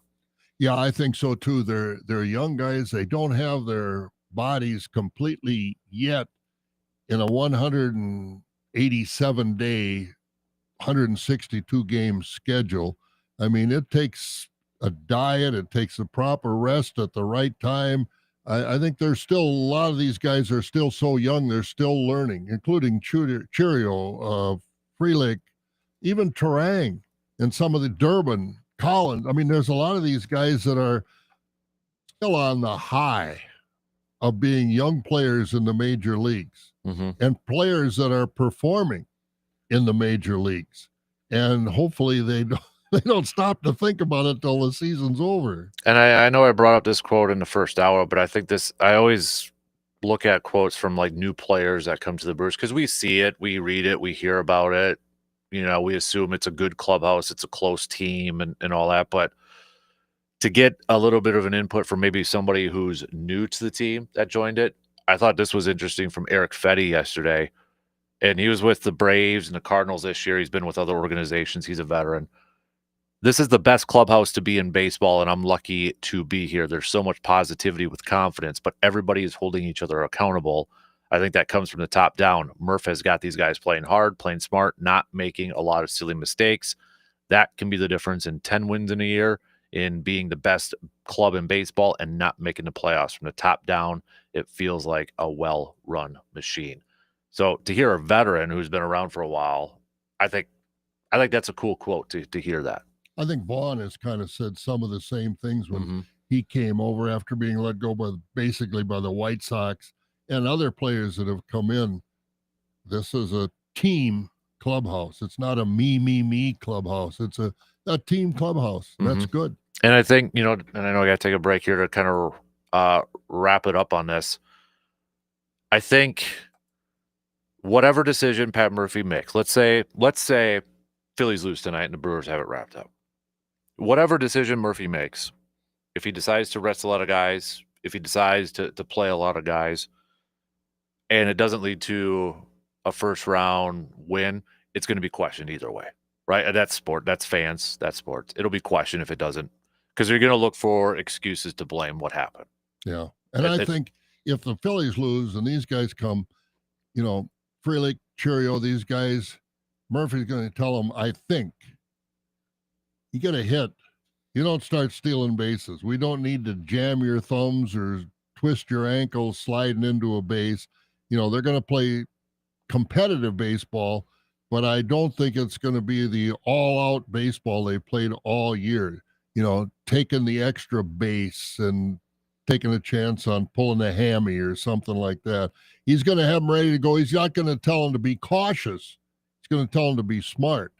And I Mhm. think that's what probably you'll see the last three games, or hopefully we can say when they clinch the best record in the league. Mhm. All right, we got to take a break. Keep those thoughts coming, though. Good conversations going on here. We'll be back here in just a few minutes.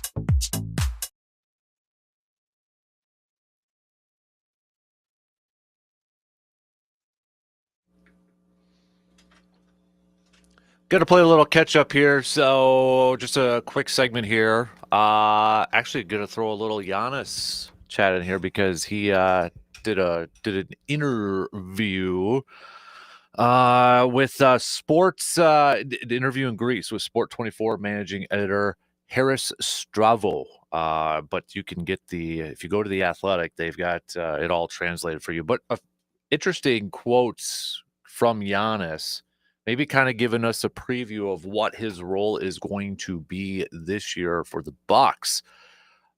This was again from you, and you can check it out on the Athletic. He said, quote, "To get the best out of the team and to get the best out of me, I have to be the creator. I have to feel like I could create.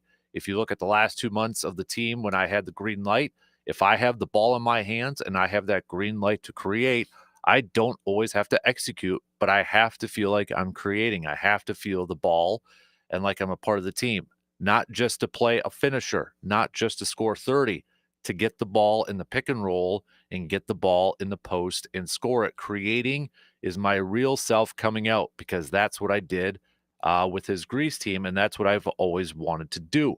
There have been times in my career when I've done it, but most of the time I've been the finisher. In the last 2 months, when I was more of the creator of the team, I had a good time. I think the team did very well during that time. We certainly don't have a lot of experience, but we're young. Talking about the Bucks, we have legs, fresh legs. We've got a really good big man in Turner. We've got a good point guard, Cole Anthony, who I think will be an X factor and be the surprise of the year. So essentially, it sounds like, could we see the point forward coming back for Giannis That's this what it upcoming sure season? sounds like.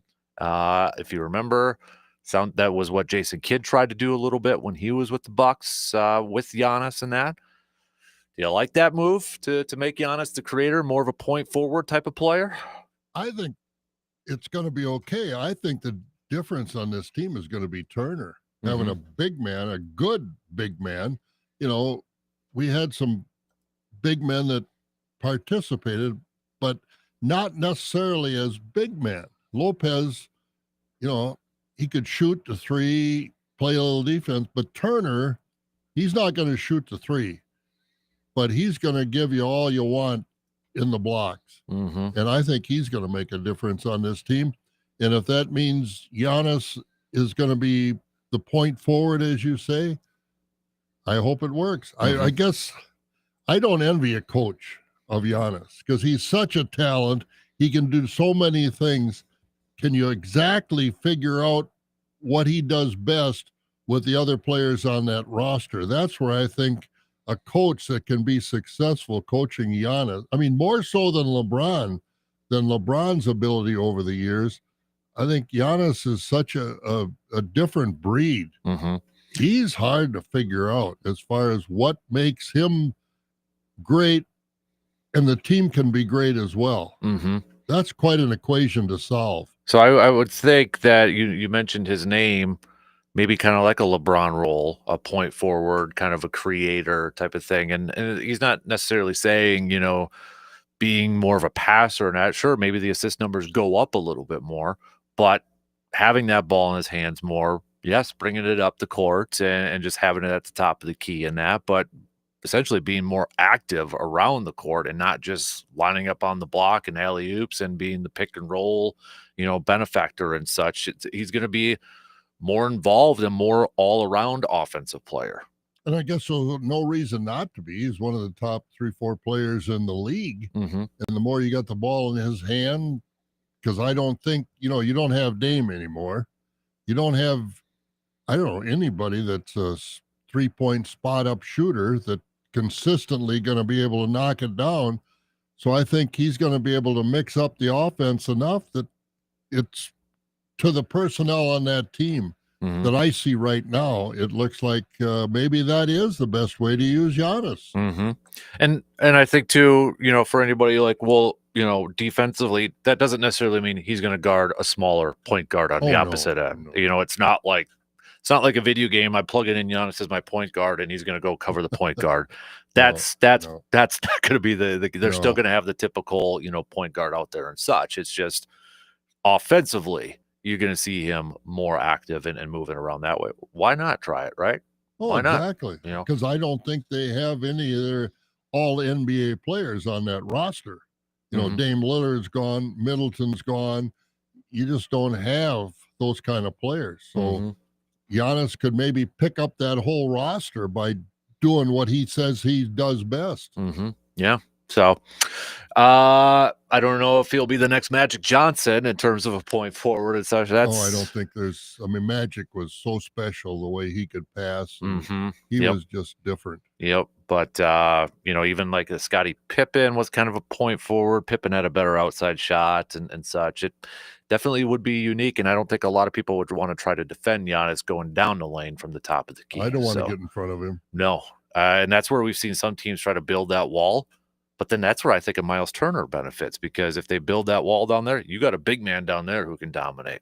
Yeah, and if they're going to put a wall around Giannis, that gives Turner a lot more freedom, more room under the basket. You might see him leading offensive rebounder in the league this year. So if I'm Doc Rivers, I try to be a little mad scientist and come up with an offense that way, where you have a big guy like Giannis bringing it up the court. You got a Miles Turner there who is an outside guy too. You could do some stuff. Be creative. Be creative in this, and not just be, nope, this is the way we're going to try to do it. You got to adapt. He's got to adapt the program with Giannis in that role, where the other guys don't just stand there and watch, where they've got to move, get themselves open for, 10, 15, maybe even 3-pointers, or follow the ball to the basket to rebound. You can't have, 3 or 4 other guys just standing around there watching Giannis. That's not what Giannis is saying. And I hope that the other players realize that this could be a benefit for them. It could make them a lot better players as well if they realize what Giannis can do and how they can fit into that pattern. And one of those guys would be Kyle Kuzma, I would say. Oh, I think he was disappointing last year, but I think this could really help his game significantly. I completely agree with you. Completely agree. All right, we got to take a really quick break just because we got to catch up on breaks here. So we'll be back here in just a couple minutes.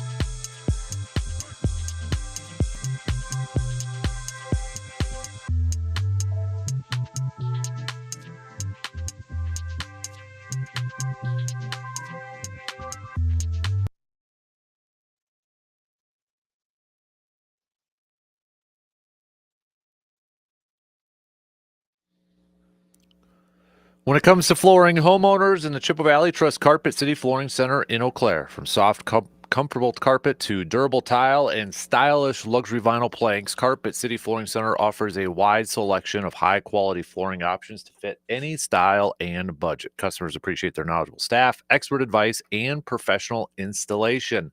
Locally owned and operated, Carpet City Flooring Center understands the needs of Wisconsin homes and takes pride in delivering personal hometown service. One room or the whole home, Carpet City Flooring Center in Eau Claire has it covered from the floor on up. Go check them out today and check out their website, carpetcitywi.com. Just a few seconds until the shot clock will cut us off. So we'll begin the next hour talking some a little bit of football here. We've got Jake Bolks coming up at the bottom of the hour. Fantasy football expert Eric Balkman also joining us to answer your fantasy football questions. So text those on over 715-830-1912 on that Shoe Doctors bullpen line, or you can also comment on the video stream. So, all right, there we go. Shot clock's right there. 2 in. Got some news updates, and we'll be back in just a few minutes.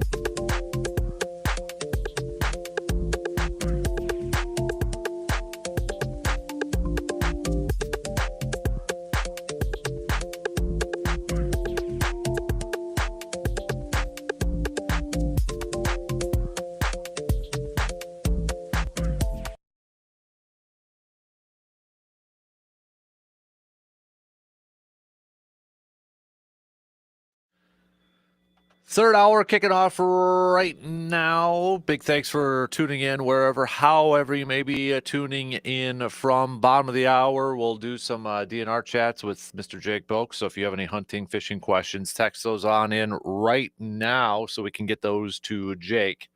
715-830-1912. Eric Balkman will be joining us in an hour to help answer your fantasy football questions. So if you have any lineup questions, waiver questions, PPR, whatever the case may be, flex, let us know. All right, so we can ask Eric coming up in about an hour. So get those on in. A lot of you had questions last week, and a big thanks for that. That makes that segment even more fun when we get a ton of questions from all of you. So got a busy final couple of hours coming at you. Also coming up in the 9 o'clock hour, am I wrong? Your bold sports take, your bold sports opinion that you'd have a friendly debate about, send those on over too. Packers returned to practice yesterday to get set for their matchup Sunday night against the Dallas Cowboys. And before practice, it was Adam Schefter that reported that Zach Tom would not be playing in this game, which is probably no surprise whatsoever because, well, you factor in they do have a bye week next week. So he did not practice. Aaron Banks also did not practice. Javon Bullard also did not practice. Those were your only three DNPs from practice yesterday. That meant Devontae Wyatt practiced. That meant Tucker Kraft practiced, et cetera, et cetera, et cetera.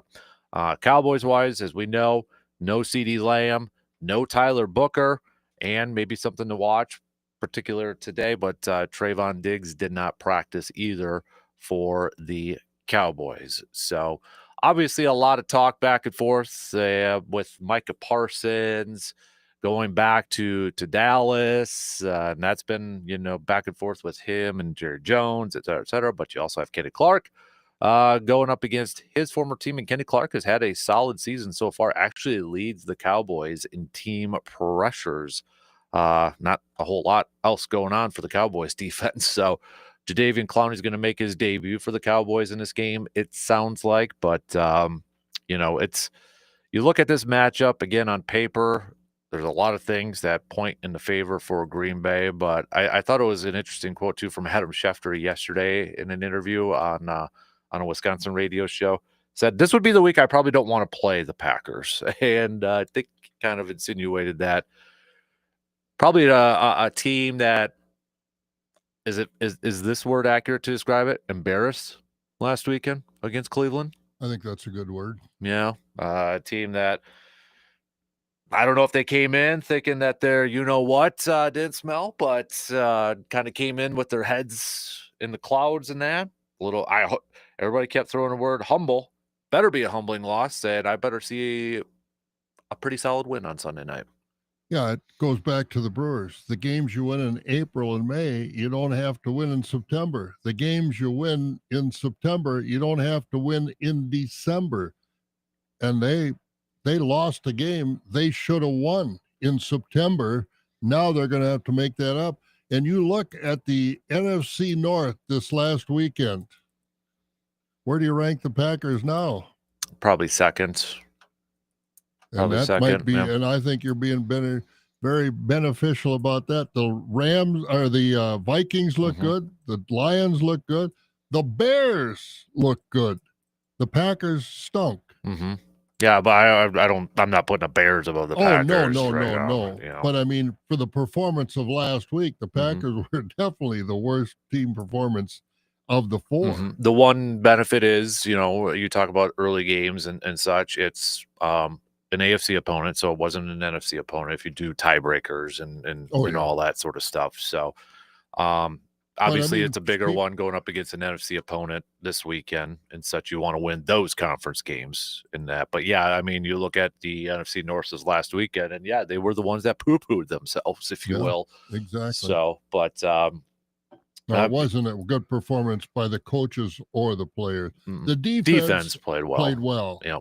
But Jordan, and I think going in, and I commented to somebody the other day, I said, is Jordan Love Dak Prescott?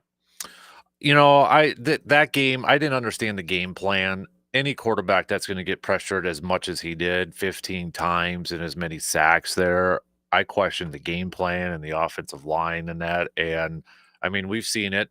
The difference is where, and you could say this for every quarterback, but week 1 against the Lions, no sacks, and he was only hit twice. Played really well.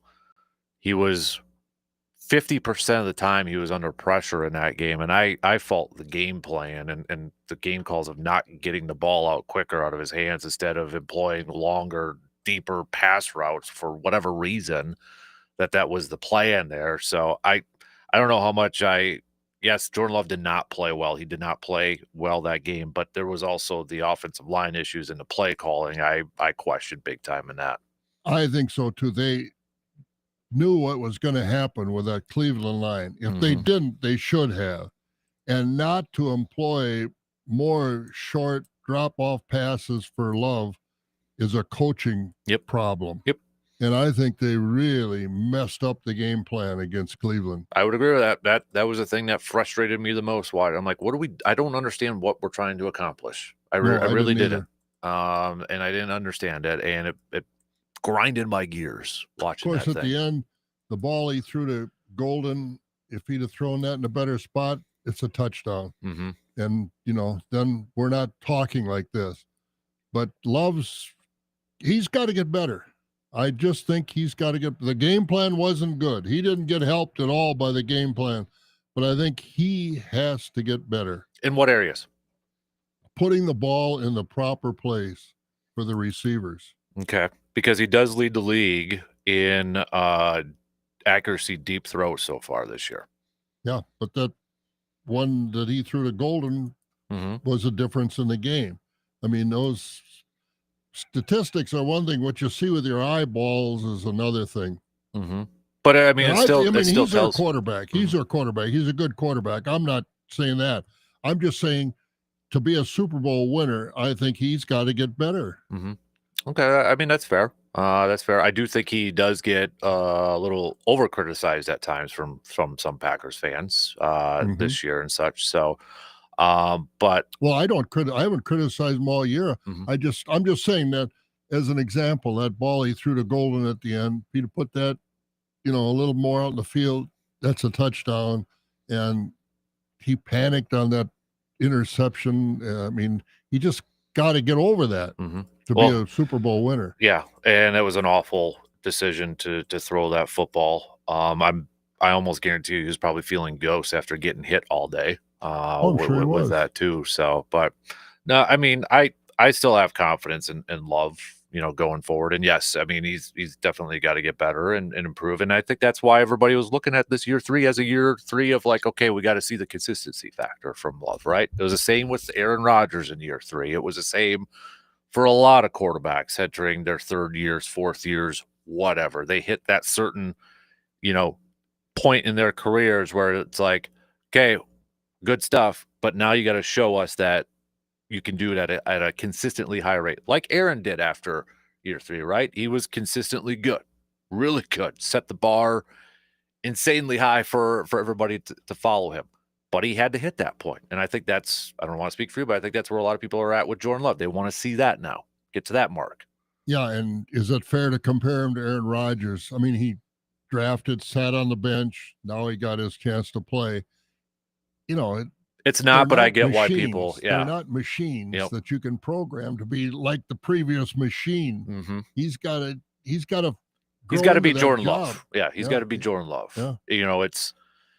I think at times some people take it for granted that it's not often you replace a Hall of Famer with another Hall of Famer that you can have the debate, was that second guy better than the previous guy? You don't really hear that with Montana and Young. People are still going to pick Montana even though Young was really good. Because they won Super Bowls. Right. From a talent perspective, it's Favre, Rodgers. People will say the best thrower of the football was Aaron Rodgers all time. And now it's like you're asking Jordan Love we always say it from like a coaching standpoint, you don't want to replace a legend. But, Jordan Love is, for some people, going to be compared to Aaron Rodgers. Oh, it's inevitable. Yeah. It's human nature. The one thing I'm surprised he doesn't move better in the pocket than he does. I thought he was more agile, versatile. And so I'm getting to the point now where I don't expect him to run for many first downs. He's not Patrick Mahomes, and I didn't think he was, but I thought he was a little more agile, able to see the field a little better than he does. I think we would have liked to have seen that maybe a little bit more in this last game for sure. He did win Angry Run Award last week from NFL Network when he What's that? When he bulldozed over the defender for one of his runs. It's an award Kyle Brandt gives on Good Morning Football, like the biggest. It's like a big hit, but from a runner standpoint. So yeah, he's tough enough. I'm just wishing he was a little more agile. So, but I think it's a big weekend for a big night for him because you look at it, Dallas's defense stinks, just to kind of put it lightly.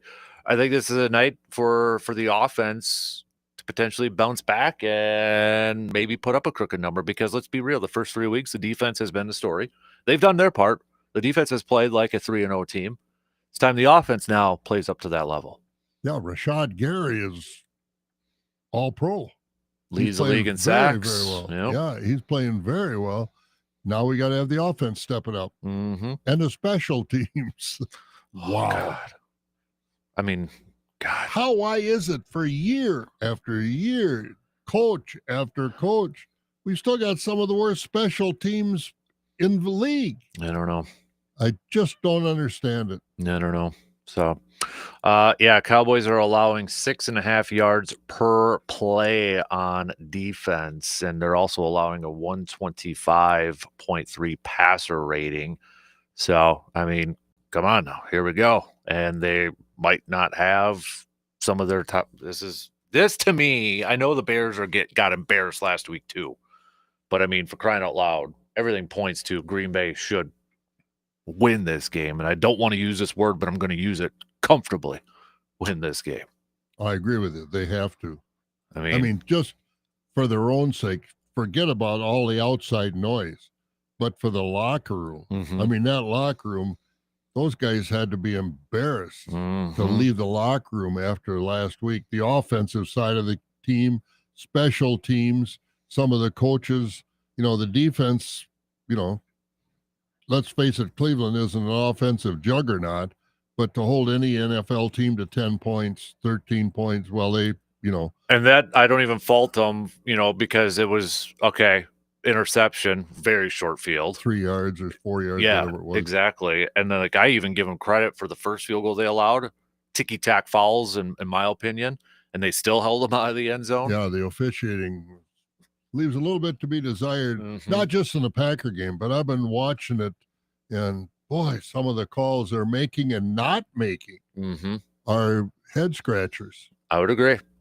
So I was like, even when they held them a field goal, I'm like, that was dang impressive because they kept giving them extra first downs and holding out, and then short field on those other two. I can't really pinpoint and fault the defense for that. No, the defense has played well. You can't ask the defense for much more, and you hope they stay healthy so they can do it because, they're getting into a groove. Rashad Gary is obviously sure looks a whole lot more comfortable this year than he has in the past. And I think that's only going to improve. Really quick, I love bringing this number up. I don't know why, but I know why, because it's so impressive. 3 games in, Nixon, Valentine, Hobbs, that trio of corners. Any guess, before we have to take a really quick break, any guess of how many total yards those guys have allowed combined in 3 games? Boy, I have no idea. 75, 100? I don't know. 10 catches, 92 total yards in 3 games they've only allowed. Outstanding. Right? Oh, absolutely. But why? Probably pass rush. Exactly. How many years we've been saying that. What do they need to do in the draft? Improve the front 7. What do they need to do in the draft? Improve the front 7. What do they need to do free agency? Improve the front 7, and that's what they did with Micah Parsons. Yep. All right, we got to take a quick break. Got you for 10 more minutes or so. Are you good? You want me? All right, sounds good. Let's take a quick break before we get to Jake. We'll We'll talk some more. Final baseball thoughts with intern coming up here in just a couple minutes.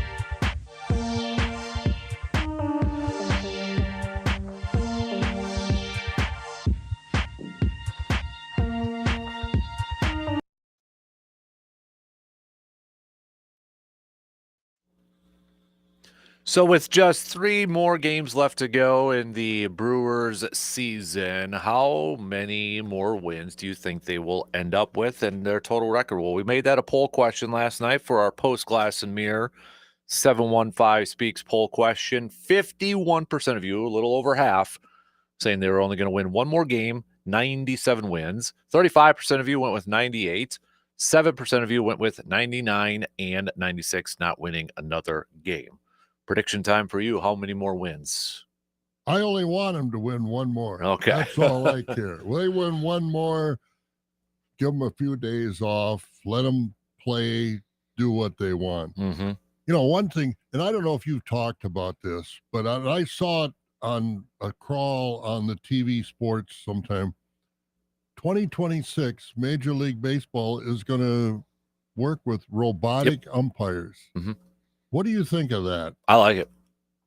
I You like do? it's the challenge system that we saw in spring training in that. We talked a little bit about it yesterday and such. I like it. I like it in terms of it adds a little bit more strategy to it. Manager can't challenge. It's got to be from the pitcher, catcher, or the hitter. It's going to be an instance like the tennis thing where you see the video and whether it's going to be in there or not. You get 2 of them. You better use them right. We know how emotional it gets. If you get them right, you still stay with 2. But I like it. I want to see how it's going to play out here. I So, guess I want to see how it plays out, but I'm old school. and that's where I miss Billy Martin, Lou Piniella, Sparky Anderson coming out and kicking dirt on home plate and taking first base and throwing it down the line. You know, that umpire manager interaction. I think I'm going to miss that. No, the umpires are still going to be out there. I realize that, but still, when you've got machines in there, I mean, you're looking back and you see some of those reruns of some of that stuff, and you say, yeah, that's baseball. I mean, I think there'll still be arguing, you know, yeah. and like Jordan said, the purists will hate it, but I like it. So I think, yeah, if you're maybe more old school, I'm not a purist, but I just remember back then watching some of this stuff go on, and these managers and the manager umpire interaction was classic in some cases. And I don't know if this will be on the way to eliminating all that. I mean, I go back to Casey Stengel, you know, from the Yankees, and they had the best teams in baseball. He still argued very, very hotly with a lot of umpires. And, you know, he walked off, and old Casey, it was just, I don't know, part of baseball lore to me. And I know we've got technology and we should embrace it, but I hope they don't, you know, throw the baby out with the bathwater, so to speak. Yeah, I'm, I guess to take from you from the previous hour, I'm confident we'll still get those things because you still got to get, you know, argue because I only saw out calls or anything like that. So I only saw the crawl, so I don't know how in depth this is going to be with the robots as part of the game. Yeah, I think everybody's using the term robots. There's not going to be robots out there in that. It's just, you know, if you've watched tennis and when a player challenges whether the balls hit the light, it's just like that. And you're going to see it on the screen and on the big board, and they're going to replay it whether it got in that box or not. But I'm looking at it from a term like, okay, say it's early. We know baseball can get a little emotional. You know, say a player right away decides to challenge, gets it wrong because it's got to come from the player, can't come from the manager. So they got to keep their emotions in check, and they got to do it right away. They can't think about it. What happens then if you get to bases loaded, bottom of the ninth, 3-2 count, you don't have any more challenges left, and it's a questionable call. Like, that's the type of, you know, strategy I like. Saw a play in baseball the other day on TV. It was a ground ball down first base, and the players, and I don't know why or how this wasn't adjudicated otherwise, but the first baseman picked it up and, you know, didn't do anything. The umpire called it a fair ball, and the guy ran across the base. He's on base. First baseman turned and said, "What?" It was a crazy play, but I thought it was a foul ball too, even when they played the replay. But then they said that they couldn't use the replay. And I was always of the opinion that the home plate umpire had the call before the ball hit the base. And then the base umpire has that call from the base to the outfield. And this ball was picked up on the inside corner on the foul side of the base. And I'm still trying to figure out that play. That's why I don't know if the robots would help with that or not. No, this would just be for balls and strikes. Oh, okay. Yeah, just balls and strikes. And it's a human game, and the umpire, you know, and I can't say he made a mistake because they didn't really show it at an angle where you could determine as a viewer whether it was a fair or foul ball. But the first baseman still, he thought it was a foul ball. He picked it up. He set it up. I don't know, but, you know, is it going to improve the game? I don't know. It was kind of interesting to follow that scenario. There were some animated conversations on the field over that play, but it didn't change it. But it's still baseball, and there still has to be some human input in there because it's an imperfect game. All right, before I let you go, I got to ask, Ryder Cup, who you picking? Oh, I'm picking the U.S. Okay. I'm picking the U.S. That best page. Yeah. I think one of the guys that has been beloved in the U.S. playing golf that might lose a little juice the way he's been coming on strong is Rory McIlroy. He's really been coming on strong about this thing. So it'll be interesting to see the reception he gets over the weekend in New York. Definitely been seeing some little back and forth. Gamesmanship's the best way to put it. So, I think this is going to be a good one. Oh, I think so, too. There's Beth Page, good weather, and the New York crowd. Yep. They're a different world out there. Yep. And they're not Midwest nice. Talented fields on both sides, too. Absolutely. So, kind of, I think, flying a little bit under the radar. But, yes, we got the Ryder Cup starting up here soon. So, definitely. It'll be a good one. Tomorrow morning at this time, they'll be teeing it off. Have you been to a Ryder Cup? No, never been there. That's definitely on my bucket list. I would like to. That would be fun. Especially, the rivalry. I wanted to get over to Kohler, but the way they handle that as far as the tickets and everything, this is a mess. And so, because a lot you had to be on the computer that morning and bang on your computer, and these secondary ticket outlets had thousands and thousands of people all over the world on computers banging to get tickets, and they got a lot of them. And all of a sudden, the prices went so high you couldn't enjoy those secondary markets. Yep. So hopefully they've corrected that. But that was a mess when it was over at Kohler. I remember that too. Yeah, because I think I remember you saying you tried to to get them over there. So I'll go U.S. As well. USA. Tomorrow morning, I think they tee off about 7 o'clock our time. Yep. 6 o'clock our time. I don't know. I've never been there, but I love Bethpage Black just from what I've seen on there too. Such a challenging course. Well, they call it America's Country Club because it's a public course. Yep. I remember the first U.S. Open when Tiger won it over there, and him and Sergio were in the final group. I think Tiger was the only one under par, but maybe like 1 or 2 under for the final score. Tough track. Yeah. I think that was the time too when everybody was really was open to Sergio's pre-shot process that he takes forever. He waggles the little waggles every time. Yeah, they used to time that thing or count that 19, 20 It's like Giannis at a free throw line.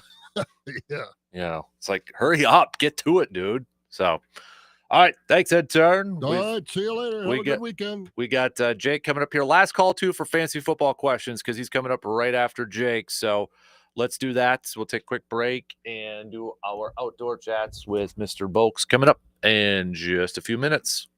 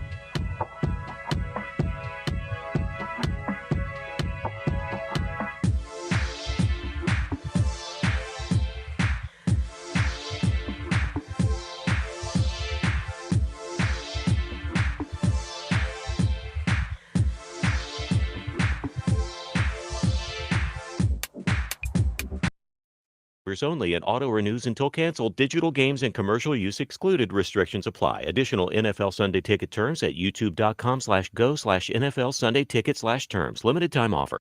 Morning, Zoe. Got donuts. Jeff Bridges, why are you still living above our garage? Well, I dig the mattress, and I want to be in a T-Mobile commercial like you. Teach me, Saldana. Oh, no, I'm not really prepared. I couldn't possibly. At T-Mobile, get the new iPhone 17 Pro on them. It's designed to be the most powerful iPhone yet and has the ultimate pro camera system. Wow, impressive. Let me try. T-Mobile is the best place to get iPhone 17 Pro because they've got the best network. Nice, Jeffrey. You heard them. T-Mobile is the best place to get the new iPhone 17 Pro on us with eligible trade-in in any condition. So, what are we having for lunch? Dude, my work here is done. 24-monthly bill credits on experience beyond for well-qualified customers plus tax and $35 device connection charge. Credits end and balance due if you pay off earlier. Cancel finance agreement. iPhone 17 Pro, 256 gigs, $1,099.99 and new line minimum $100 plus a month plan with auto pay plus taxes and fees required. Best mobile network in the U.S. based on analysis by Ookla Speed Test Intelligence Data 1H2025. Visit T-Mobile.com.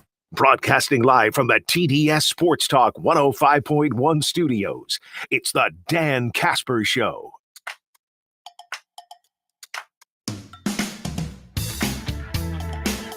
Bow season is in full swing right now. Hey, if you've had any luck hitting the woods and have gotten that deer, send us a picture, all right? So we can share it up on the socials. Do a little brag board and such. So do that. Hit me up. I know some of you've had. I've seen it. You've told me.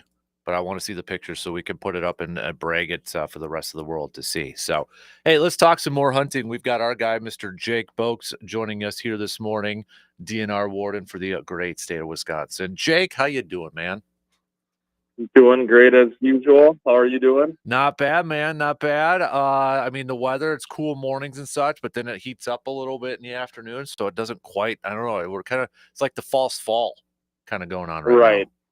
Oh, yeah, it's kind of dancing with some fall weather except for the afternoons here. But if you are getting out in the mornings, it feels a little bit more like fall for a good early morning bow hunt or something like that. Mm-hmm. Exactly. Have you been seeing any nice deer people tagging out early so far in bow season? Yeah, there have been some nice deer already. I think some people work hard all summer with their food plots or just scouting public land and stuff to track a deer and figure out where they're going and moving and have some success that first weekend or first couple weeks. So definitely seeing some success already, which is pretty cool. Absolutely. Yeah, definitely. So let's get right to it, shall we? With some questions here. So Jake from State Farm, our good friend Jake, says, am I able to stand on the bottom of a lake bed and hunt ducks behind a panel blind and not be within 3 feet from shore? Say there's a sandbar 150 yards away offshore in less than 2 feet of water. Am I able to put a panel blind out there and stand and hunt behind it? Yeah, so the short answer to that question is no. So there's a lot of open water restrictions throughout the state. Part of the question that is allowable is anyone can hunt standing on like a lake bed or riverbed. You can walk in anywhere and hunt if you're just standing there with like yourself and a gun, throw some decoys out, that's fine.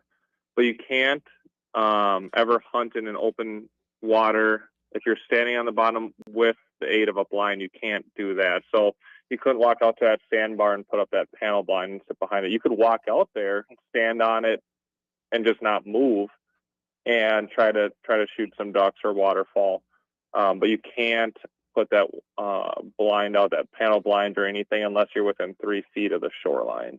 Okay. I'm glad so the main point of that, is if you're utilizing any sort of boat or blind, unless you're like in the middle of the Mississippi in some certain areas or like on Big Green Lake or Green Bay, you always have to hunt within 3 feet of the shoreline.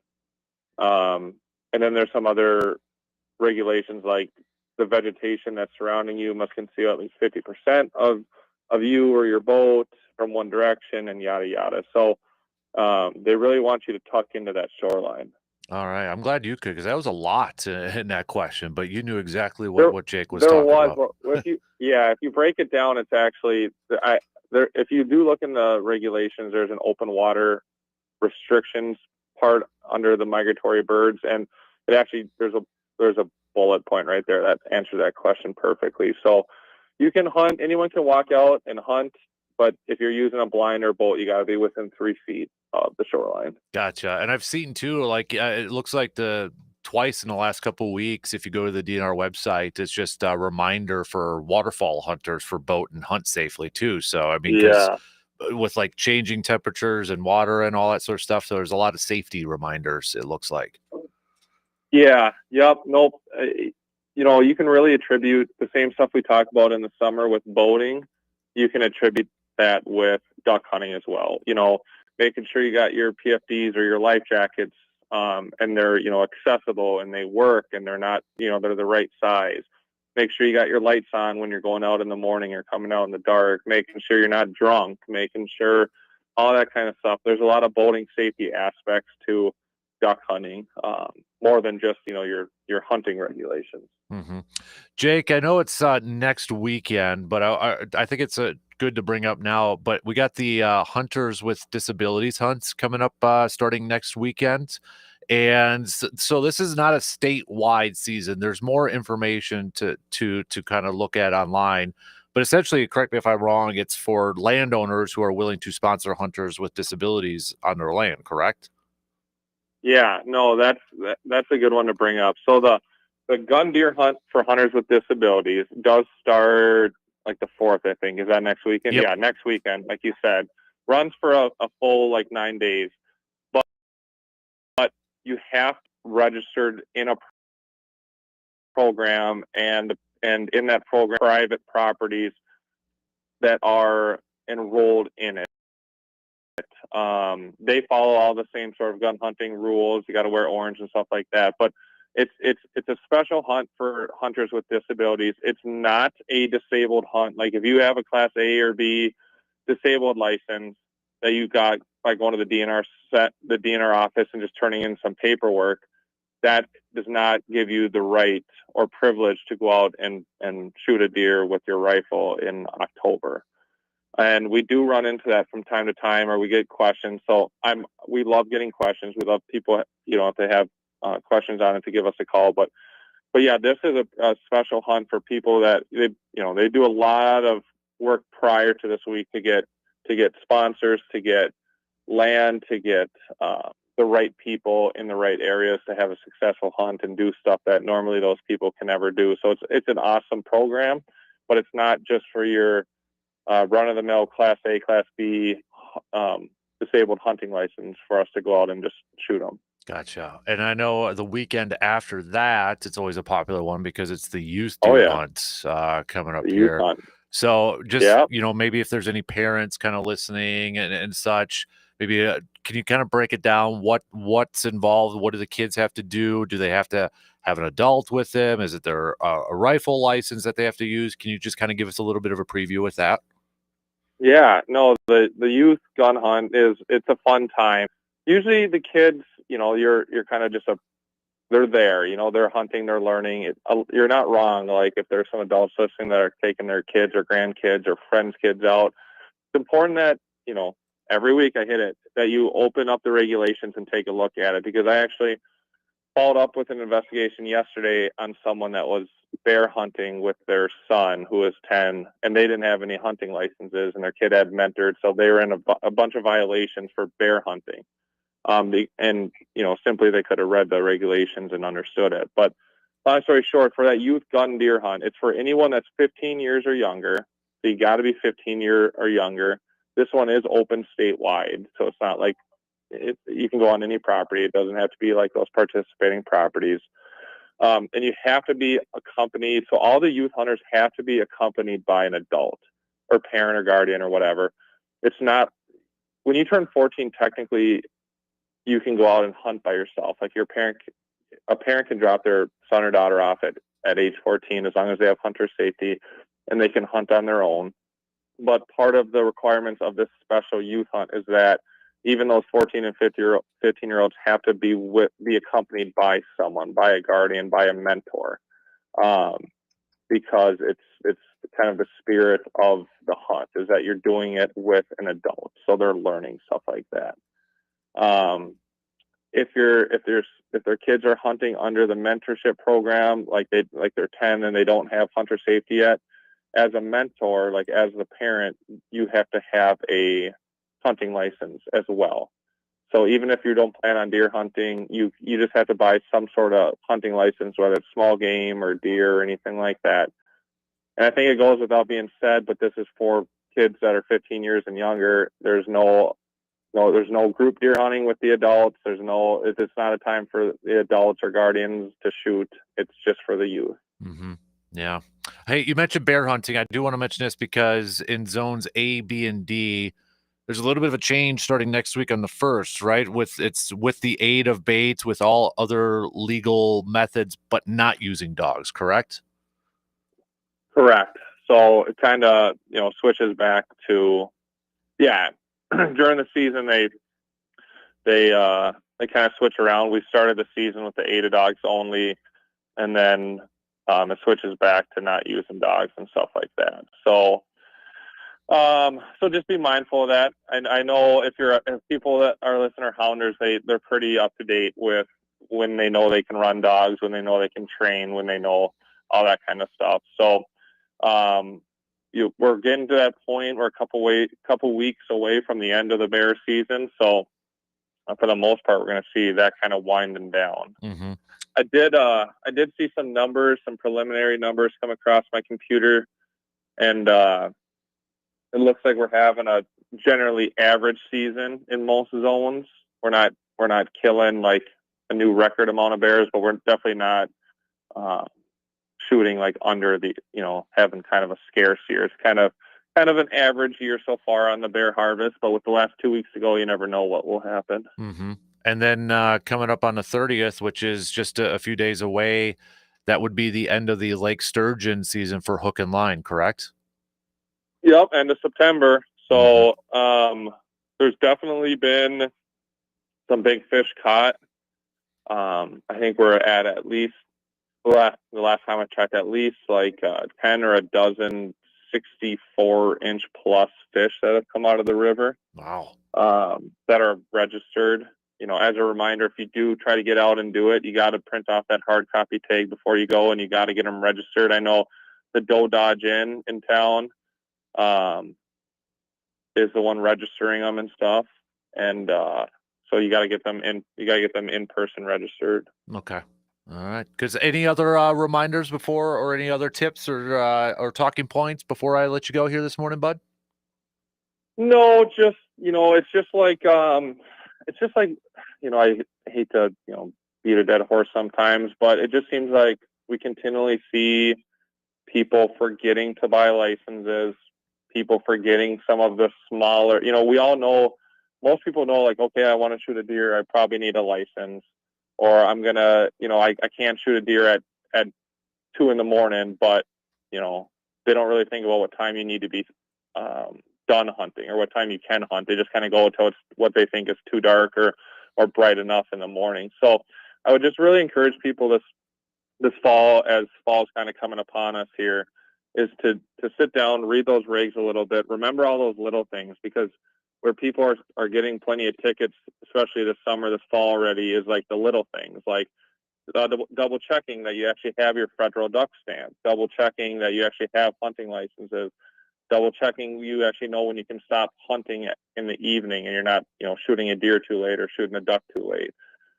Making sure your boat's registered for boat hunting, making sure your UTV is registered when you take it out this fall to go, or your ATV to go deer hunting. All those little things are ways that you don't think about it when you're getting ready to go hunt, but it's those little things when we're patrolling that we see.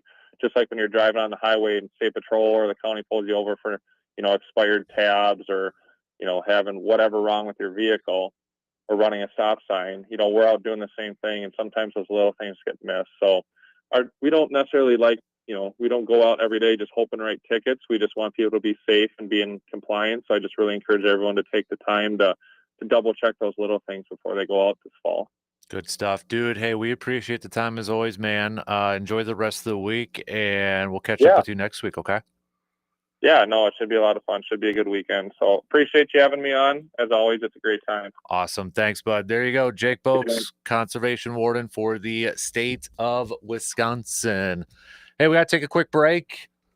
We'll wrap up the third hour. Final call for any questions for Mr. Eric Balkman, our fantasy football expert. He's coming up just past 9 o'clock this morning.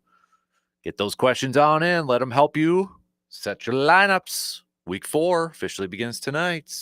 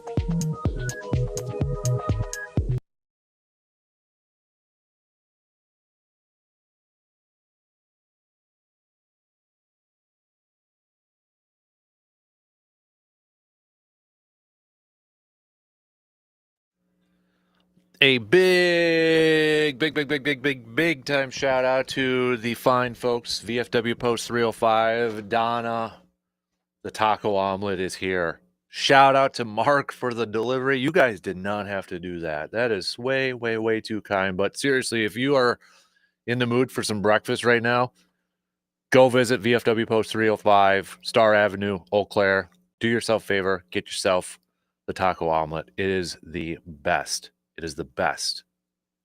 Again, a big thanks to the peeps over there. That is very much appreciated. Big thank you to Donna and Mark. Awesome.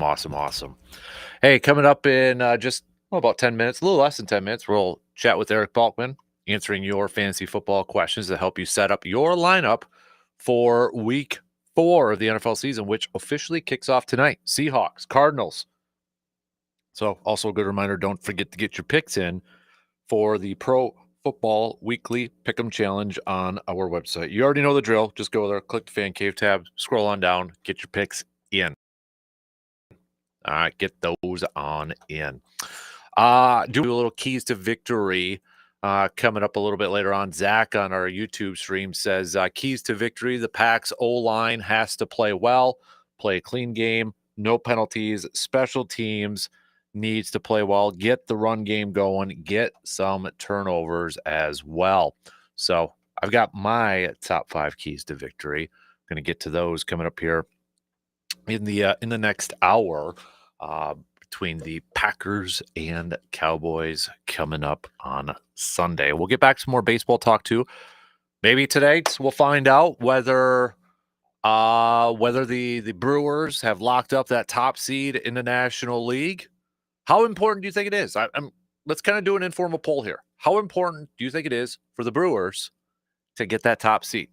They got the best road record in Major League Baseball. But they also have one of the better home records in Major League Baseball, too. So I know I've heard some people say, not that important. Maybe I'd rather have the 2 seed because maybe you'd rather play the Dodgers or whoever the final wild card team is going to be. Don't want to go up against the Cubs or Padres. I've heard some people say that. So where are you at? How important do you think it is for the Brewers to get that top seed? Or is it more of you say, just be cool. Just be cool. Or do you think it's really important? So hit me up with a message on that Shoe Doctors bullpen line with a quick text, 715-830-1912, or comment on the video streams. So, or hit me up on the socials, X/Twitter at DANKASPR, Instagram at Dan Kasper Sports. So we'll get to some Packers and Brewers chat coming up in the next hour. Also, send me your, am I wrong? Your bold sports statements, the ones that you believe are right. That might spark a little friendly debate amongst the rest of us sports fans. Am I wrong?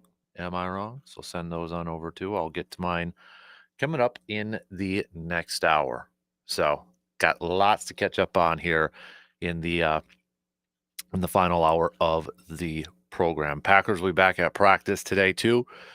Maybe we'll see whether Javon Bullard, if he's going to be able to clear concussion protocol in time for this game against Dallas. We know Zach Tom, according to Adam Schefter's already said he's out, which is probably no surprise.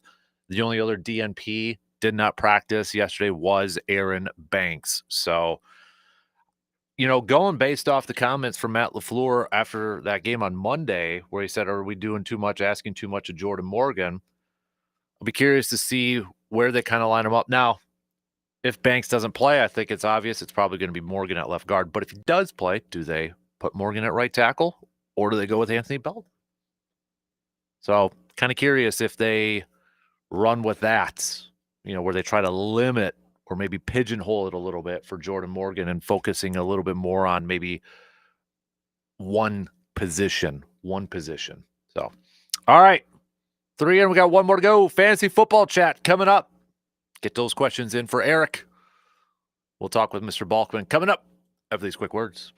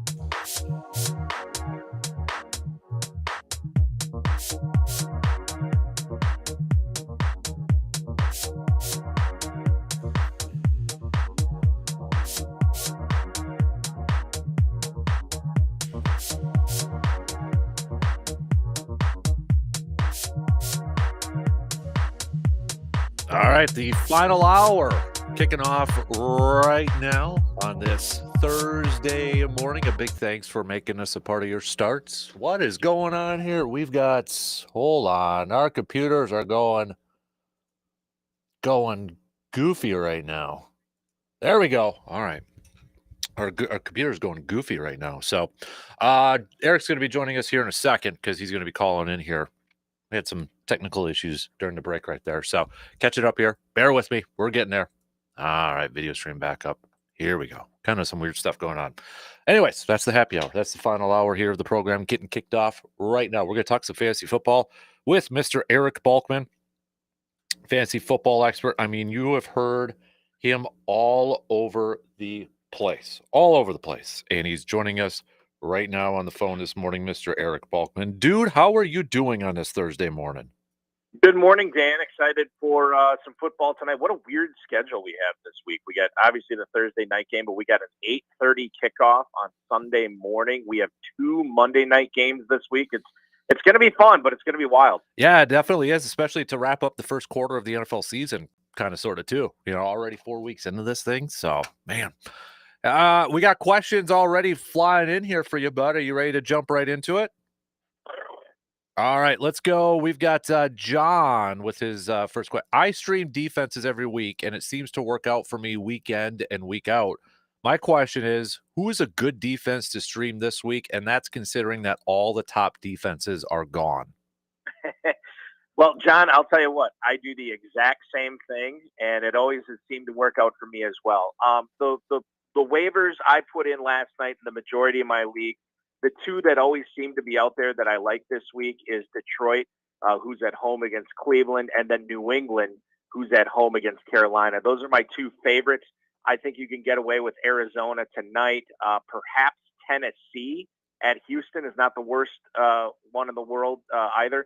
And then Washington and Atlanta, I think, is sneaky, given the Falcons' offense just coming off a really bad clunker against Carolina. But my 2 favorites are the Lions and the Patriots. We got our friend Jake from State Farm with a couple questions for you, too. First off, he's asking, what should I do with Isaiah Pacheco at this point? Yeah, you got to bench him. I mean, not only is that backfield in disarray, but just kind of the Chiefs' rushing game and offense is in disarray. You may not have the opportunity to bench him based on, when you draft him. If you drafted him as your number 2 running back, you may have to play him. But there are some guys that I would rather play over him this week. Guys like Krosky Merritt, Quinshon Judkins, Cam Scattaboo, obviously, Jalen Warren, Trey Benson. These guys are probably already owned in your league, but you might have drafted them after Pacheco. And I think it would make a lot of sense to play all those guys over Pacheco. J.K. Dobbins as well. I also asked Cooper Kupp or Xavier Worthy. Both are probably going to hurt my feelings sometime this week. Kupp actually plays tonight, and Worthy does not play until the late game, the 3:25 window on Sunday. So and we don't know officially if he's going to play. It sounds like he's going to play. But rather than take the 0, I think I would play Kupp tonight rather than risk taking a 0 with Worthy, assuming you have no other options between those guys. If they were playing at the same time in the same window and I didn't have to make this decision, Kupp is a guy I'd probably try to bench. If I knew Worthy was active, I would definitely play him over Kupp. But we just don't know, and I think that's why you have to play Kupp tonight. He also asks, I have Michael Pittman on the free agent list. Do I add him and drop Matthew Golden? No, I would not this week. The Packers' schedule really softens up, especially with Dallas this week as well. It stinks that you can't add Pittman because I'd love to have both of these guys on, but I think Golden's value is going to go up quite a bit, starting with this Dallas game on Sunday night. Dallas not only is a bad defense, but one of the things they do worst is defend the deep ball, and that's what Matthew Golden does best. So you want to keep him on your roster. If you want to flip him after that for something and then pick up Pittman, I get it. But I think Golden's next month is going to be really, really good. Ben with a quick text. Hey, Eric, appreciate you hopping on and answering our questions. I've got a running back question. Do I go with Hubbard or Montgomery this week?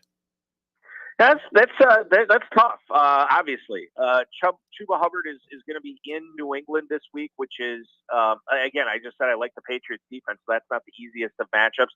Montgomery is running against that Cleveland Browns front seven, which I think did a number on the Packers this week. And quite frankly, coming into the game, they were the number one rush defense in the NFL, and they're still number one, obviously, after what the Packers failed to do against them in Week 3. So I think it might be tough sledding for Montgomery. Hubbard is still getting out there on some third downs. So yeah, I think I would bench Montgomery in favor of Hubbard this week. Tim with a question says, "Hey Eric, is this going to be the week finally for Ashton Genty to help out my fantasy team?" I have him on a few teams as well, and it's been rough. You know, the thing is, it's not really just a Genty problem. I mean, this guy is getting hammered in the backfield before he even gets back to the line of scrimmage. So a lot of this is on the offensive line as well. It's also been super frustrating to see him being taken off the field, pass protection situations, third down situations, 2-minute situations. You know, I get the fact that he needs a breather every now and then, but when you drafted a guy as high as you did, not only in fantasy, but what the Raiders did, you'd like to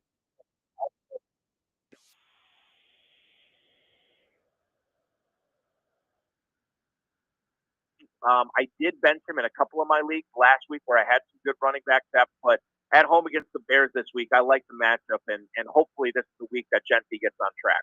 Nick would like to know, should he start Jake Ferguson going up against the Packers over Kyle Pitts going up against the Commanders? Ferguson has been the number one tight end in PPR fantasy football so far, which has been a huge surprise. Maybe as equally as big of a surprise as that Kyle Pitts is relevant again. If you have these two guys, I still think you play Ferguson. No CeeDee Lamb, or we expect there to be no CeeDee Lamb on Sunday night. And obviously, Prescott is going to have to throw the ball somewhere other than George Pickens. I think it's Ferguson. I think he gets more volume, and I think that's why you have to take him here.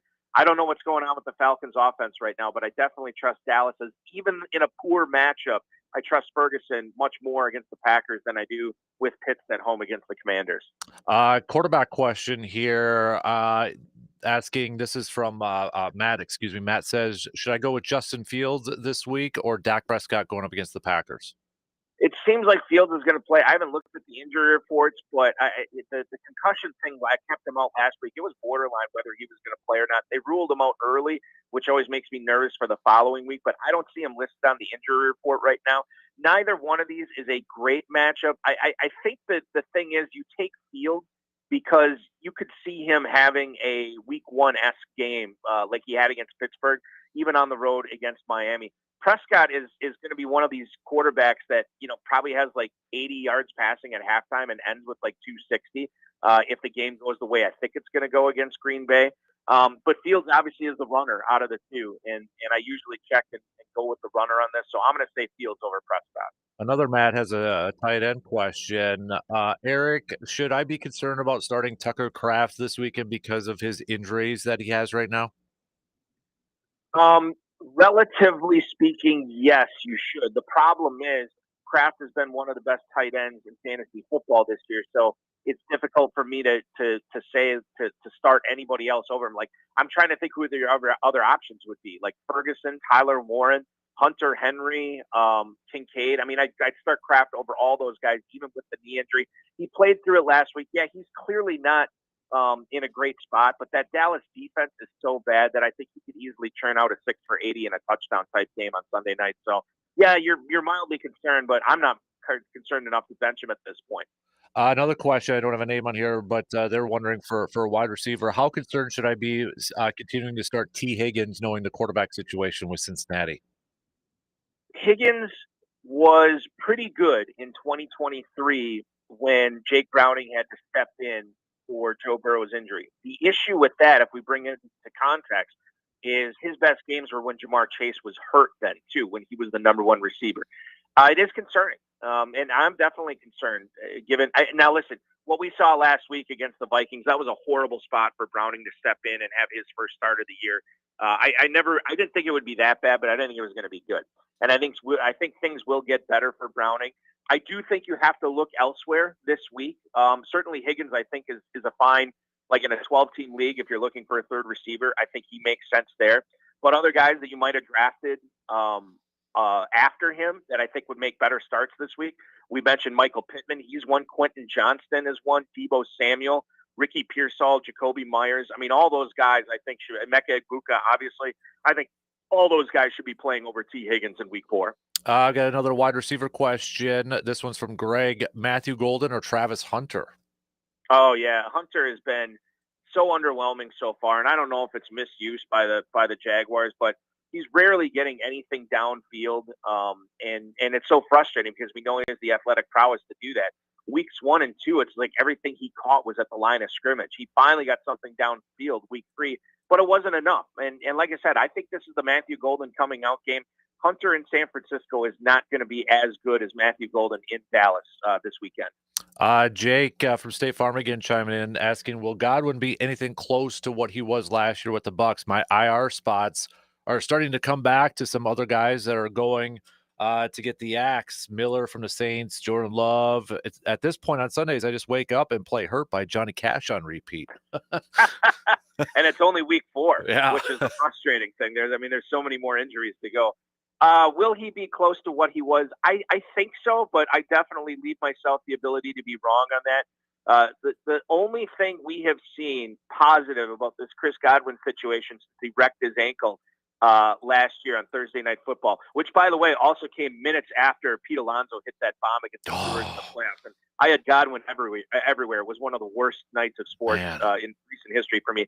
Godwin is a guy that I think is going to be okay, but the only positive piece we've seen has been that contract that he got, and then the purported offer of a contract from New England.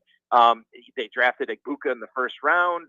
There's been setbacks. There's a second surgery, so it's really difficult to say whether he's going to be close. I think he will be close. I don't think he'll ever be the player that he once was, but there's certainly a possibility that he's not. And then when Evans comes back in a few weeks, it's the Evans and Egbuka show, and Godwin's just sort of an also ran. So I have, until I see it, I have a lot of questions, very skeptical with Godwin.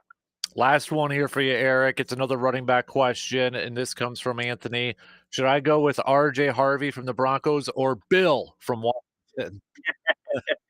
The Harvey thing got a little bit cleaner last week when Sean Payton elected to play Tyler Bidet on only 2 or 3 offensive snaps. I can't remember what it was, but he played on 17 offensive snaps, which is really good because that means more for Harvey. Krosky Merritt is officially questionable right now. That Commanders game against Atlanta is a noon kickoff, so you'll know whether he's going to be up or not. And then you look at R.J. Harvey against the Bengals. That is a really, really good matchup.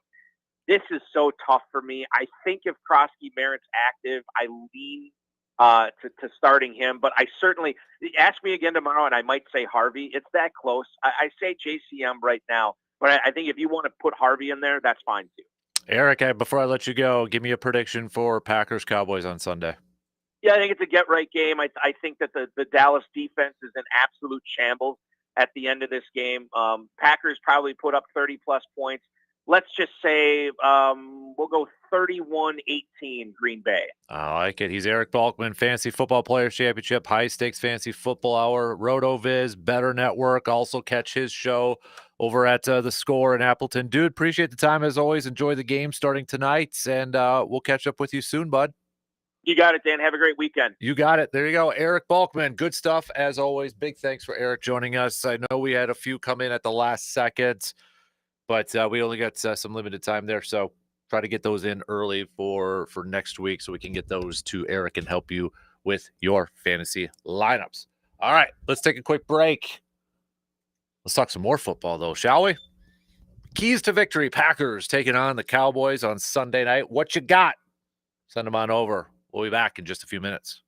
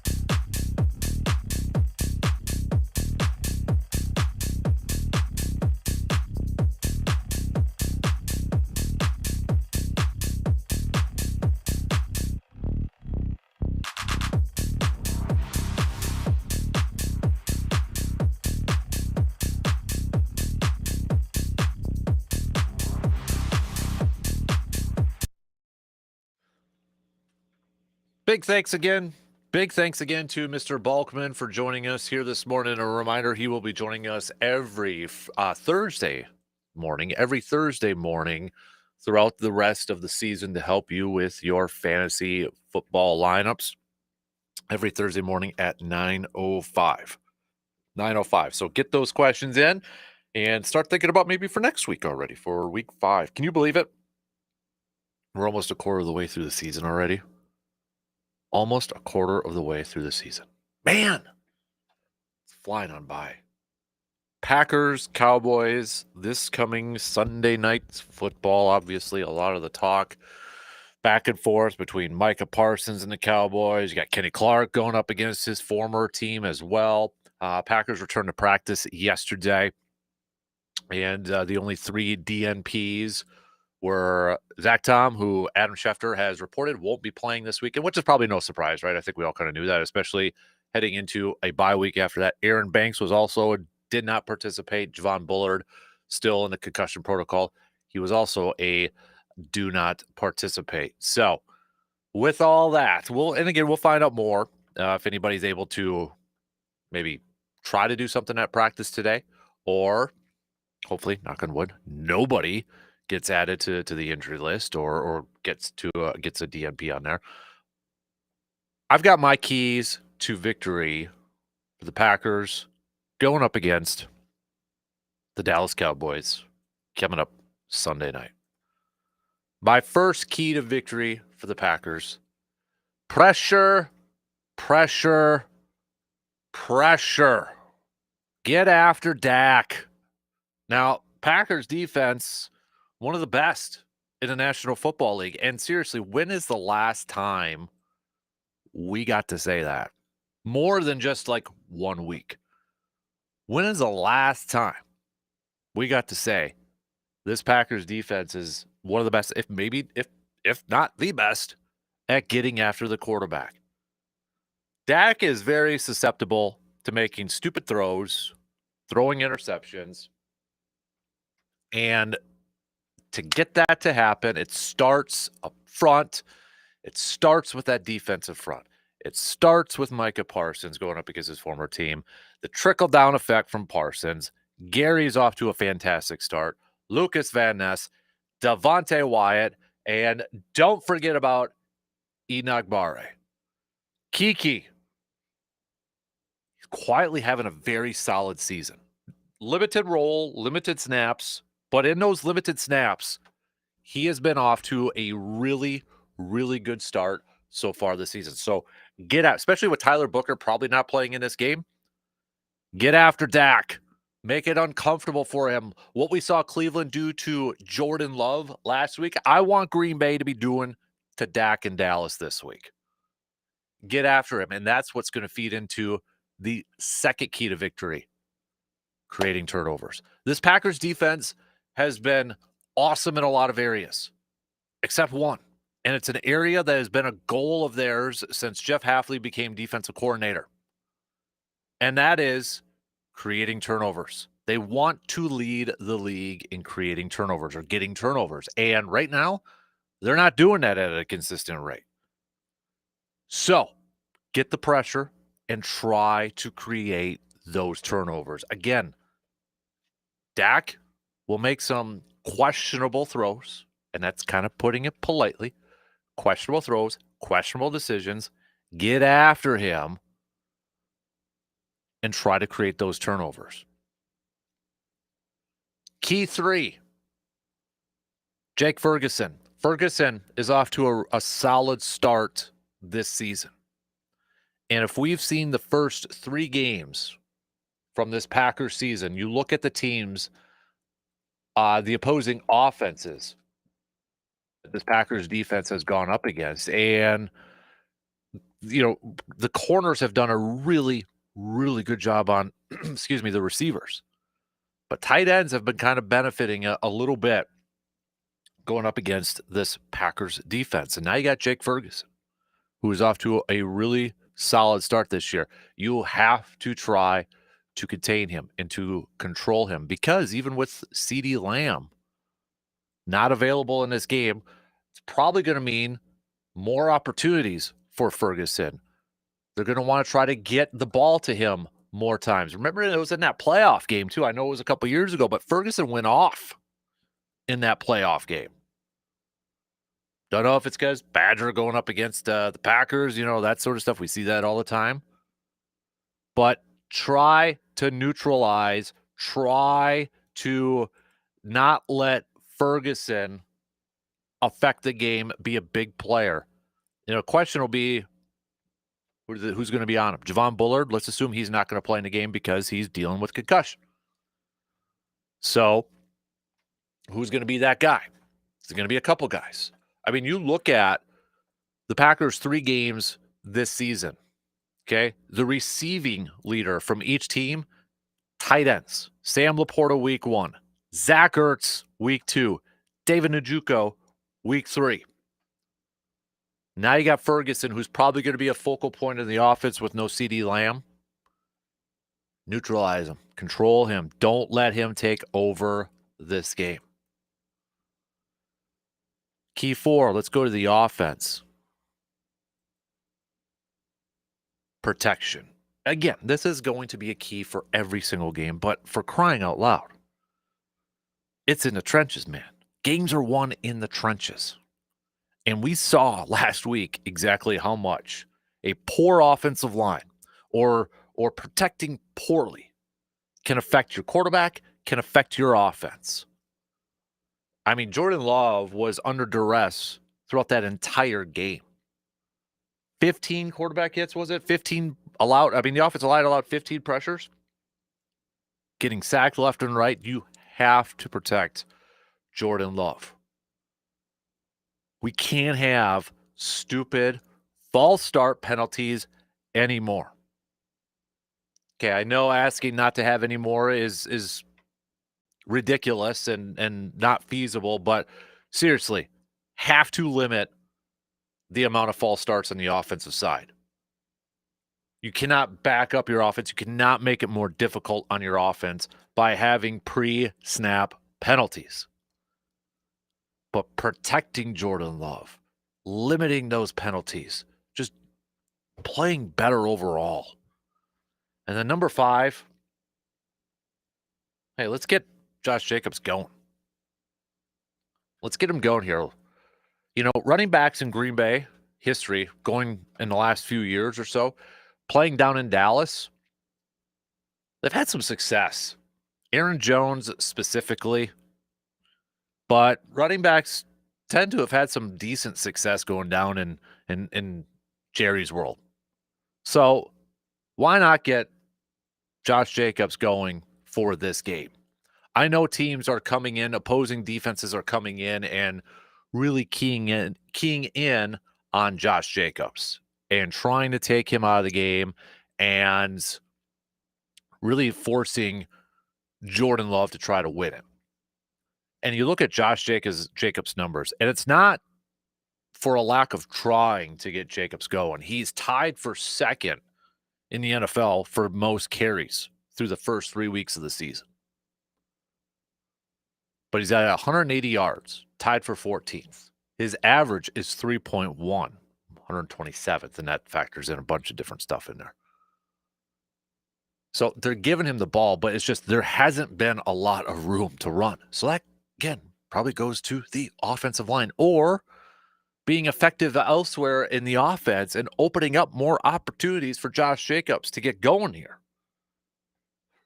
So let's get him rolling. Let's make it a little bit easier on Josh Jacobs, all right? Let's not, hand him the ball and he's got to really fight, because it really seems like it's been like that for the first 3 weeks of the season, really grinding it out and really fighting just to get 3-4 yards at times. Let's try to make it easier on the guy. If we get that running game going and being consistent, let's stabilize the offense then.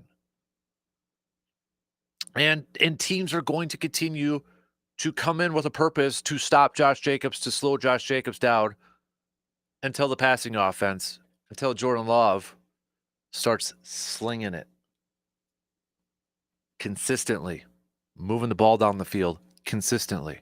But let's try to get Josh Jacobs going here, making things a little bit easier on him. And why not? Why can't it be Dallas? Why can't it be going down to Dallas.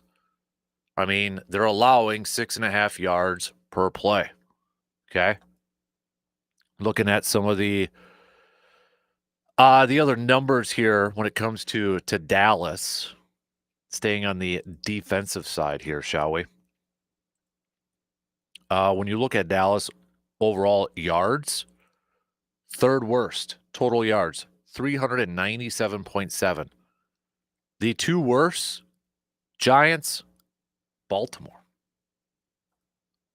Passing yards allowed per game. Dead last, Dallas.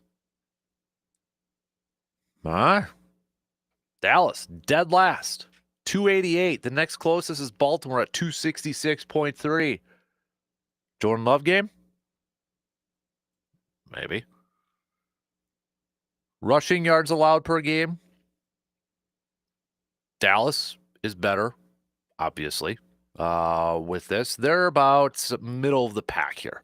But they've been giving up 109.7 on the ground. Points allowed per game. By the way, Green Bay's defense is number 1. Dallas is 6th worst. 30.7 points per game. Look at that. Dallas, I know it's 3 games, a little bit of a smaller sample size, but Dallas's defense is giving up 30.7 points per game. Green Bay's defense, 14.7 points per game. Offensively, Dallas, 4th in yards, 394.3. Sure, some of that's playing from behind, trying to, catch up and that sort of thing. There is that. Passing yards per game, Dallas is 3rd, 268.7. It's going to be a fantastic test. And not having CD Lamb is going to be a big loss. Let's be real. But fantastic matchup, I think, for the Packers defense to really showcase. All right, we've been talking about the corners numbers, right? Valentine, Hobbs, Nixon, 3 games combined, 10 total catches for 92 yards. Here we go. Let's put it to the test. Pass rush. Here we go. Put it to the test. Rushing yards per game. Dallas is just outside top 10. 1, 2, 3, 4, 5, 6, 7, 8, 9, 10, 11. Yeah, just outside top 10. Dallas is 125 yards are putting it on the ground. So, points per game. Offensively, 24.7. I think the defense that the Packers have matches up well, very well, going up against this Cowboys offense. I think the defense matches up incredibly well. And honestly, I think the Packers offense matches up well against the Cowboys defense. I'll tell you right now, I'm picking Green Bay to win this game. All signs point to Green Bay advantages. It's just they better come in focused, regrouped, not being overconfident and thinking that they got this in the bag. Go in there and dominate. Set the tone early. Matt LaFleur should be very familiar with Matt Eberflus, the defensive coordinator for the Cowboys, with his time with the Bears. Should be very familiar with what he wants to try to do on on defense. He had better players in Chicago on defense, though, I would say. I mean, talent overall, depth-wise, probably. So it should be a little bit of an advantage to LaFleur, I would think. But I'm going Packers. I got to go Packers. Why wouldn't you? Why wouldn't you? All right, let's take a quick break. I want to get back to more baseball talk. Brewers, 3 games left in the regular season.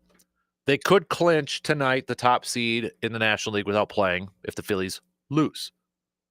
If you're Pat Murphy, how do you manage these last 3 games? Rest? Do you keep the same, just business as usual so you keep them fresh? And if you're worried about rust, or is anybody worried about rust when it comes to the Brewers if they have too much time off? Let me know. Quick break. We'll be back after these few words.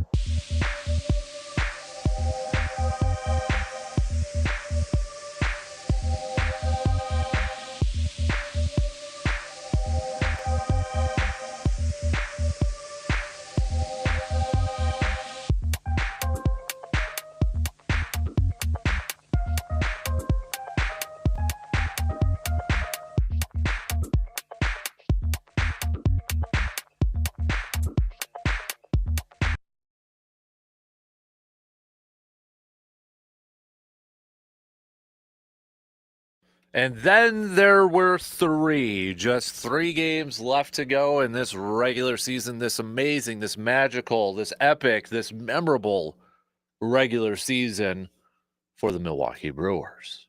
Off day today for the Crew.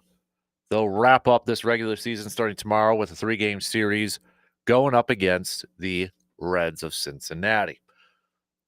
Brewers are sitting at 96 wins, which ties the franchise record for wins. One more would break it. And as it currently stands on this Thursday morning of September 25th, Brewers are 1 win or 1 Phillies loss away from locking up that top spot in the National League home field throughout the postseason. It's obviously an interesting scenario here that Pat Murphy has to figure out. Now, he doesn't have to figure it out necessarily today. He could be seeing the results of this Phillies and Marlins game that will be played tonight, and maybe that makes the decision for him. How hard do we go for it in these final 3? How much do we want to rest our guys? Where's the benefit? Are you worried about rust? All this stuff is coming into play here. And I don't know what Pat Murphy's thinking. And the thing is, I think it's, from a fan perspective, I think we want to see this team get to 97 wins at least. Because this season has been so much fun. It's been so surprising. And to see them at the top of the standings all across the board, I think it's more of a fan thing that we want to see them break the all-time record for wins in a regular season. I'm sure the guys, the team does too, to kind of put a nice bow tie on the rest of the season. But I guarantee you ask them, that's not their main goal right now. They've accomplished some already, winning a division, getting to the postseason. And the position they're in right now, it's World Series. It's making a deep run to the postseason. Yes, it would be a nice, again, bow tie to wrap up the regular season. But that's not the main thing they're worried about right now. Now Pat Murphy's got to figure out, okay, let's say the Phillies lose tonight. They got it done. There's literally nothing else to play for unless they really want to break the record. How do you manage these final 3 games? How much rest is too much rest? Is there such a thing? Do you worry about rest? Because you already got the bye after, the bye through the first round of the playoffs. You're not in a wild card round.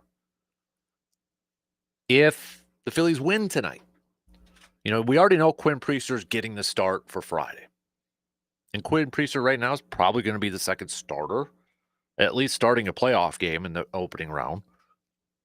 But how deep do you run him?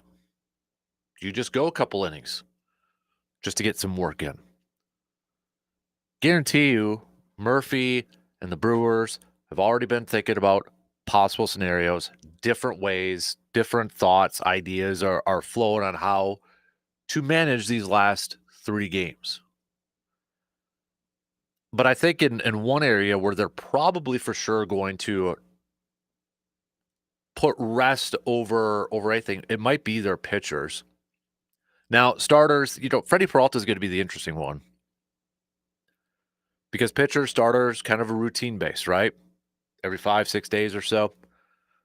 Do you try to get a couple innings with Freddie this weekend?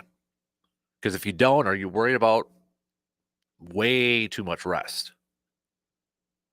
Or is that something you maybe work on the side? You do a simulated game or something. Not necessarily a real game that matters. How do you juggle that?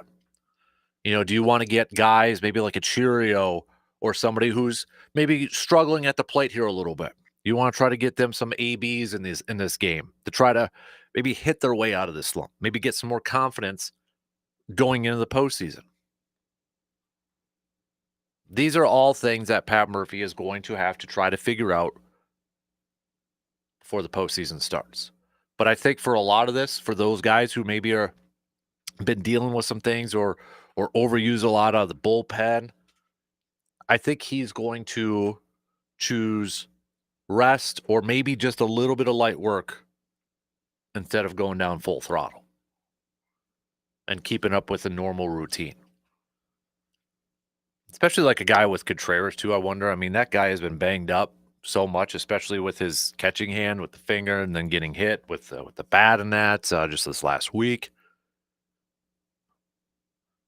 But it will be fairly interesting to see what these next few days look like. And from a return standpoint, we might see Trevor McGill get some action in on Sunday before the postseason. I think that would be huge. You got to get if Trevor McGill's going to pitch in the postseason, I want to see him pitch on Sunday. Knock off a little bit of that rust. We don't really know yet on Woodruff or Quintana if they're going to be able to go in the opening round, the divisional series for the Brewers in the postseason. And maybe we'll find out this weekend in this series against the Reds once they return home and such. But I think the Brewers, even though there's questions on how you do this, how do we go about this, how do we manage this, I think they'd rather be in this spot than, say, a red spot or somebody that still hasn't clinched a playoff spot in these final 3-4 games. They'd rather be in this position right now trying to figure that out instead of like, oh, we got to do this, got to hope for this to get to the postseason. I mean, this is a crazy, crazy finish for this regular season. I don't even know if like Hollywood could come up with something like this, both in the National League and the American League. The American League side of things, Toronto and New York tied up right now, 90 and 68. The AL East is undecided. And you got Boston, who's just 3 games back. But you got Boston versus Toronto going on right now. The AL Central is nuts. Cleveland with this epic comeback.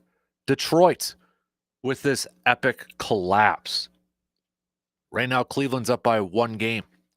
Cleveland's been beating Detroit here. And Detroit's got Boston coming up after this. And Detroit, for the longest time in the beginning part of the season, was viewed as the best team. There's a chance they may not make the playoffs now.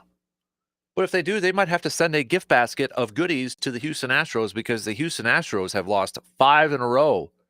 And that's why the Tigers are still holding on to that final playoff spot. Houston's a game back. And they're going up against the Athletics. They got to be just like kicking themselves, saying, guys, Detroit keeps losing. What are we doing? You got Seattle. That's the only American League team that has clinched a division right now is Seattle. That's where things are at right now in this American League. That's how things are tight. Toronto has a tiebreaker. You have the Yankees, Red Sox, Detroit, the 2 wild cards, but Houston's just a game back. And Cleveland's holding on to the division. National League, your division leaders have been rinse and repeat. Brewers, Phillies, Dodgers. Wild card, Cubs, Padres, Mets. But you have 2 teams that are just 1 game back. The Diamondbacks and the Reds. Even in the NL West, it's not settled. Padres could still catch the Dodgers. Time's running out, but they still can. And, this whole argument about, well, does the top seed really matter in the National League? Brewers have the best road record in all of Major League Baseball. They do. But they're also pretty dang good at home, 51-27. And you know who's got the best home record in Major League Baseball? That would be the Philadelphia Phillies, 52-25. So that road and home conversation would come into play in the NLCS if it's Brewers and Phillies. I'd rather have the Brewers at home because the Phillies are just 1 game above 500 on the road. I'd rather have that game be in Milwaukee rather than going to Philadelphia, even though they are the best team on the road this year. Playoffs, especially in a championship series, completely different animal. All right, let's take a quick break. We got some picks to wrap up this final hour after these words.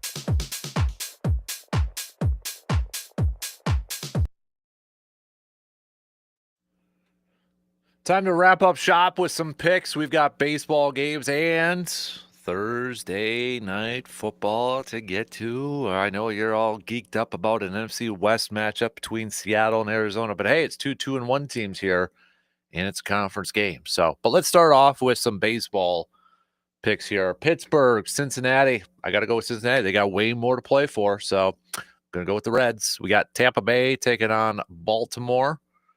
Give me Tampa Bay. Minnesota versus the Texas Rangers. I'll go with the Rangers tonight. Houston versus the Athletics. Are you going to get a win, Houston? Are you? I know you're banged up with injuries and such, but come on. I'll go with Houston.